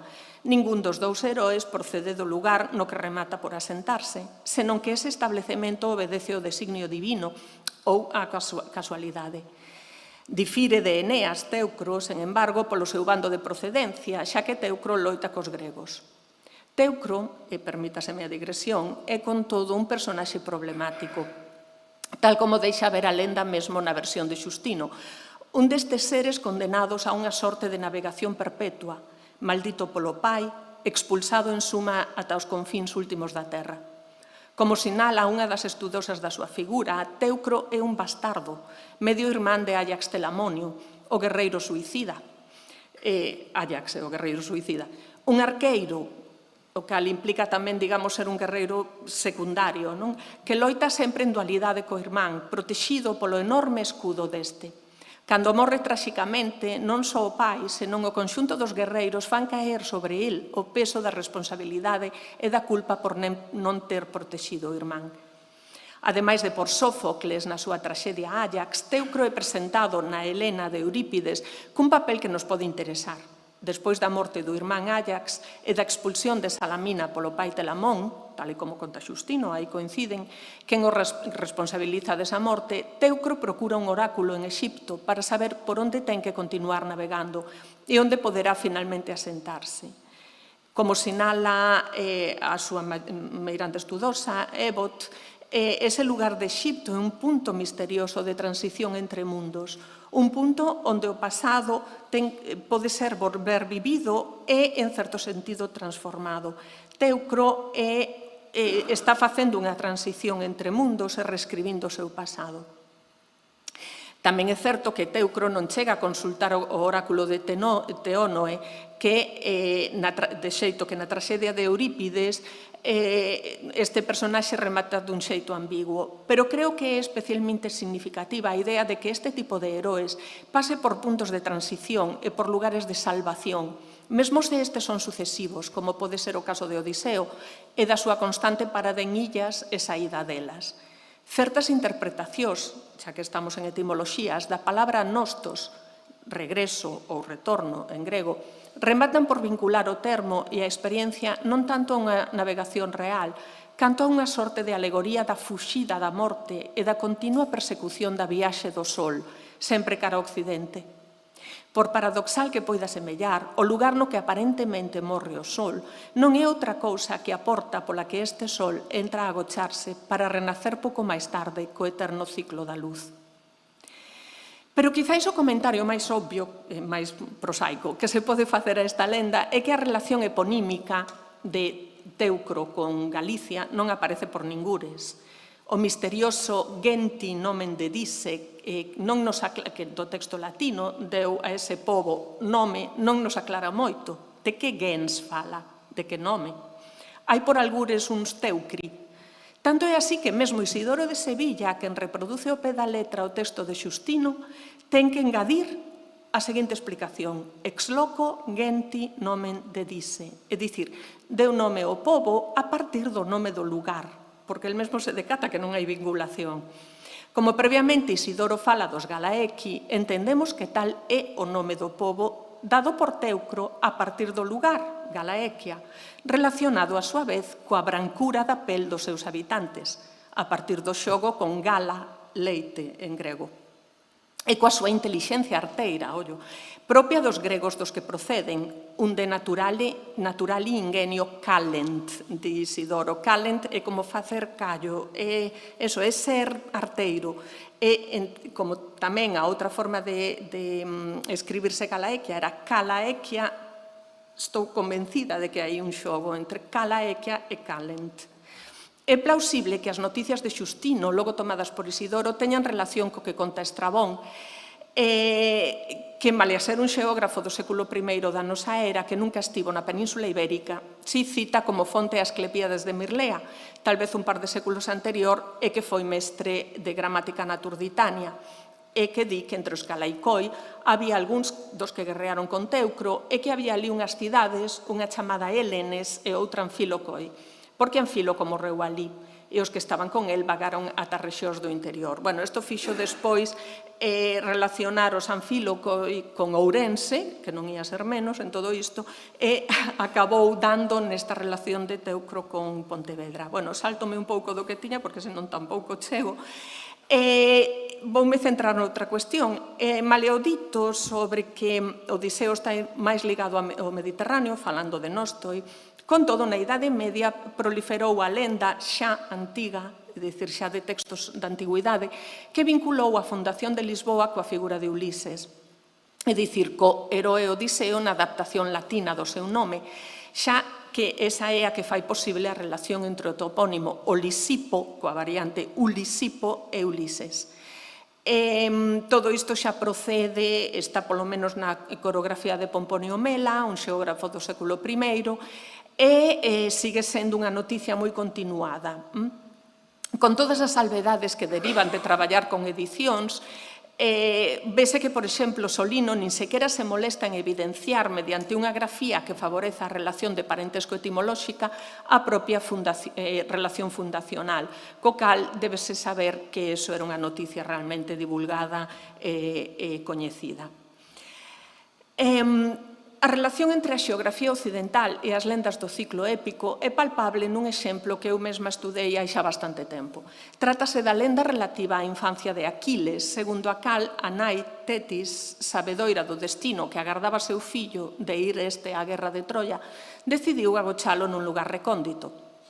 nas lendas orixinais, e segundo queda reflectido en Exquidium Troie e na Aquileida de Estacio, por exemplo, o que chamarían, que contan estas chamadas precuelas da Guerra de Troia, Tetis opta por levar o fillo onde o rei Licomedes, na illa de Esciros, esta é unha illa que está no Mediterráneo. Ali vivirá o rapaz entre as fillas dese rei, dunha das cales, Deidamía, namora, e da que nacerá o fillo Neoptólemo, ou Pirro, o rubio, respondendo ao nome que tivo Aquiles, vestido a si mesmo de muller mentras viviu no palacio, sendo ali Pirra, a rubia. Conta tamén a lenda que o guerreiro foi descoberto por Ulises, Odiseo, e Diomedes, enviados na súa procura mediante a treta de facerse pasar por mercaderes que ofrecían avalorios e instrumentos de labor femininos, fíos, rocas, teares, entre as fillas do rei, pero que chegaron a coller de entre as súas pertenzas unhas armas ante as que Aquiles non se puido resistir, revelando así a todos a súa verdadeira condición de varón. A lenda, probablemente un relato de iniciación na que a condición ambigua sexual do heroe nun estado de latencia, propia da adolescencia, aflora decantándose a masculinidade ante o estímulo das armas e dos compañeiros guerreiros, forma parte tamén da crónica troiana, que a reinterpreta dun xeito curioso. No capítulo 376, a crónica, seguindo nisto fielmente a versión castelá de Alfonso XI, di así: en esta parte diso conto que un rei houbo en Portugal que houbo nome Licomedes e unha súa filla que había nome Daidama. Esta dona era abadesa dun mosteiro que había nome Axelas. E fui madre de Aprilus, as variantes son tantas que era Aquiles, e dicervos sei por cual ventura. Bueno, e conta como efectivamente Aquiles foi levado ali e se disfrazou de muller, pero namoraron eles e tivo fillo. E cando despois veu Ulisas por Aquiles e levou daquel lugar, mostrou ao rei Licomedes todo este feito como era. Xa nun texto anterior, a General Historia de Alfonso X, falábase do desexo de Tetis de levar o seu fillo lonxe de todo o rumor de guerra e, en concreto, e de muchas tierras de que ella cuidó, falló por más alongada e más encubierta e segura el Algarve del occidente de Europa, que es el reino de Portugal, el su Algarve. Isto xa é redundante porque Algarve en sí mesmo occidente. De algún xeito, a idea de que Tetis debe agochar o seu fillo no Algarve, é dicir, no occidente, vaise desenvolvendo paralela á de que a deusa escolle un mosteiro de monxas, elemento que, ademais de estar presente tamén na General Historia, aparece noutro texto castelán do século XIII, o libro de Alexandre. A combinación de ambos elementos, máis a concreción do nome do mosteiro no que Aquiles morará, é froito das versións peninsulares do Román de Troyes, é dicir, da crónica troiana de Alfonso XI e da súa versión galega. Novamente, ademais, poderemos ver nesta noticia unha pista para soster a sospeita de Ramón Lorenzo da existencia dunha versión previa a castelán de Alfonso XI desta historia, versión probablemente, como xa dixen varias veces, composta en galego ou en portugués. Iso débese a que o mosteiro escollido é o de Axelas, segundo di o texto, que corresponde ao mosteiro realmente existente en Lisboa, o de Xelas. A etimoloxía científica deste topónimo no que se asentou o mosteiro podería ter relación con Planelas, é dicir, o lugar chan, do que tamén veñen topónimos como Xa, Xana, Xanelas. Pero é tamén certo que na documentación medieval o mosteiro aparece baixo a forma de Axelas, Axallas, Daxelas, propiciatoria da relación eponímica co nome do heroe. Por outra banda, o mosteiro, hoxe desaparecido, semella ter unha historia controvertida e complexa, xa que eruditos do século XVII portugués aseguraban que tiña un pasado remoto mesmo como templo de Vestais. Non descarto que o coñecemento demostrado por parte de algúns destes estudosos do 1600 da lenda que relaciona o mosteiro co heroe mítico fose a causante da asunción da remota antigüidade do lugar de Xelas e da súa condición como templo de Vestais. Pero é certo tamén que o mosteiro pode ter unha notable e antiga historia, a xulgar por restos arqueolóxicos que mostran mesmo capiteis visigóticos procedentes del. A súa historia oficial é que, cando menos, en 1192, foi aludido nun documento da man de Don Sancho, fillo de Afonso Enríquez, quen se dirixe aos Fratribus Santi Felicis de Axelis, o que levou a supoñer que fora ocupado por irmáns da Orde de San Xoán de Xerusalén, de onde pasaría a mans de dominicas, pero un sector da crítica prefire pensar que o convento foi dúplice nesa época e de aí sería ocupado só por agostiñas. En calquera caso, era un mosteiro importante que presumía de posuir as reliquias de San Félix, de San Adrián e de Santa Natalia. O xogo etimolóxico, segundo o que Aquiles é atopado en Aquelas, tras identificar a situación deste mosteiro feminino no Occidente e vincular con ese lugar a ubicación do reino de Licomedes, no que este rei vivía coas fillas, non debe aparecérsenos como un recurso meramente lúdico, nin tampouco como unha manifestación do modo de facer medieval. Considerando este tipo de accións como parte dun xeito de pensar, de concibir a forza dos nomes como vehículos para o coñecemento das cousas e de aplicalos ao estudo e interpretación dos textos antigos, créanse as condicións para que, cando se xeran novos textos, estes poidan actuar baixo análogos principios. O poder da etimoloxía dos nomes dos heroes e das cidades míticas aflora neste lugar de Europa tantos séculos máis tarde, de ser utilizado por primeira vez en relación con textos arcaicos, que levan, porén, a semente dos nosos textos medievais. E poño como ilustración última un sarcófago do século III, que este Aquiles en Esciros, recoñecido, polo tanto, por Ulises e compañía, e chamou a atención sobre o feito de que se trate dun sepulcro, porque, efectivamente, se a lenda é unha lenda de transición, moi probablemente, da adolescencia, todas estas lendas de transición tamén se relacionan en sí mesmas coa transición máxima, que é a transición a outra vida, e por iso me parece notable que sexa un motivo dun sepulcro. E pola miña banda non teño máis que dicir.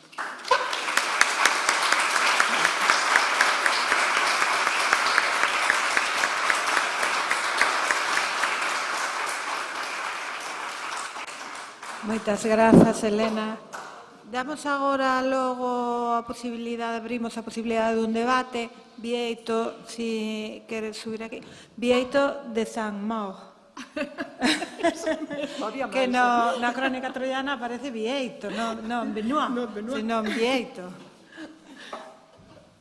Bueno, neste caso é Bieito Arias, que sobe. Decente.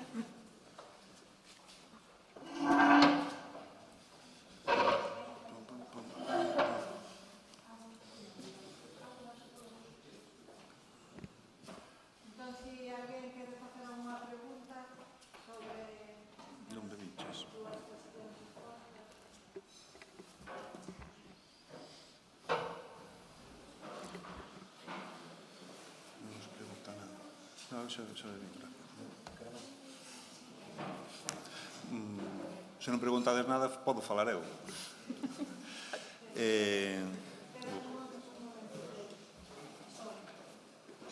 Desculpa.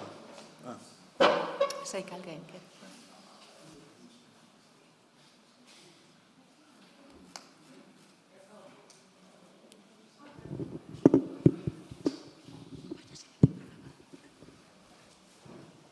Un comentario para Bieito acerca dos topónimos na onomástica da lírica medieval, especialmente nos nomes dos trovadores.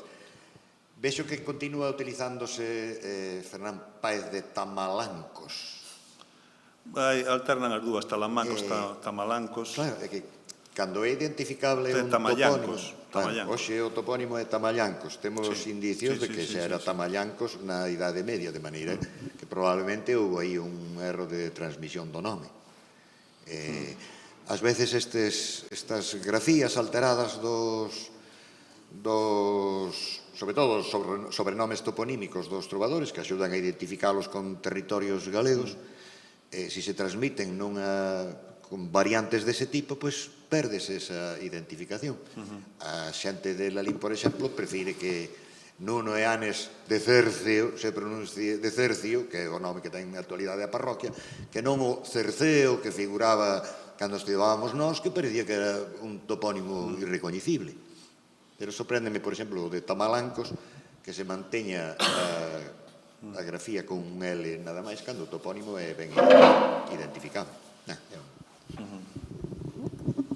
Nese mesmo camiño, nese mesmo sentido, creo que aínda que hai algúns nomes de trovadores medievais que a Academia normalizou, creo que eran 3 ou 4, non sei por petición de que organismo, de que centro escolar ou editorial, xa non lembro, creo que aínda están sin normalizar os nomes de todos os trovadores, tanto galegos como portugueses, desde a lingua galega.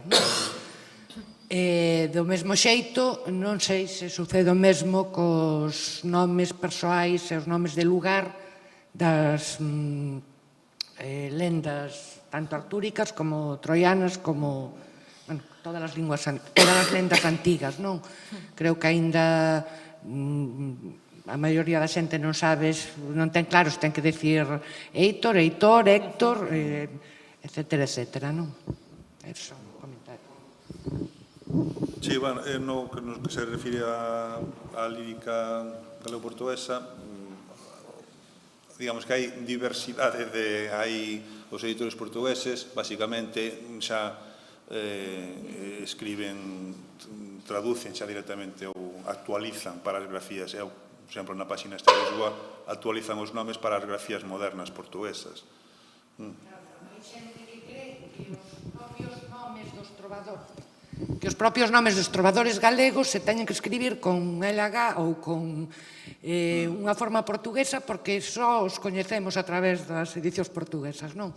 Entón, pois, eu digo que creo que era un pouco necesario ter a nosa propia lista. Sí, hai os criterios para, digamos, os criterios para poñerse todos de acordo ou, sí, ou unificar con Portugal, claro. Pero... No caso dos nomes, fundamentalmente mantense o nome, a grafía que ven no manuscrito. Pero pode haber varias grafías tamén. Sí, depois grafías con H, con H, Xoán, por exemplo, ou sen ela. Digamos que non hai uniformidade, non hai acordo, digamos, para iso, non? E o mesmo tamén para editar. Hai que facer unha xornada sobre iso. Para editar depende do andajo textual, pero para normalizar os nomes é distinto. Sí, sería unha cuestión a tratar, pero non é fácil, creo que non vai ser fácil. No, porque a práctica dos autores portugueses, como está en litera, é poñelos en portugués moderno, como acabas de dicir ti, non? Entón... Non, iso é imposible. En canto aos gregos, hai un proxecto en marcha, non? En canto aos nomes gregos, digo que hai esta... Ti podes falarme Sí. Bueno, en canto aos nomes gregos, hai un proxecto no seo da Real Academia Galega que está a profesora de grego, Teresa Amado, facendo unha base de datos para ver todas as variantes de nomes que aparecen nos textos literarios e ver a súa adaptación para o galego moderno. Entón, ela xa ten bastante avanzado este traballo, falta por facer pois a homoxenización final, onde tamén ten que ver a guía dos nomes, claro, a guía dos nomes galegos que está recén publicada, eu que sei, Heitor vai ser Heitor, a forma estándar, pero hai moitas outras bastante máis complexas e a base de datos que está compilando ela cos formas gregas, formas casteláns medievais, formas galegas medievais e as formas modernas vai axudar moito a aclarar nese sentido.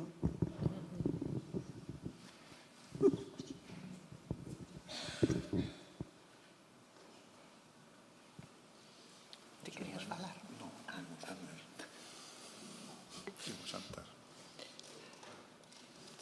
Son horas. Vale, pois entón vamos a facer unha pequena pausa para despois continuar ás 4:30, non? Sí. Ás 4:30. Vale, grazas a todos.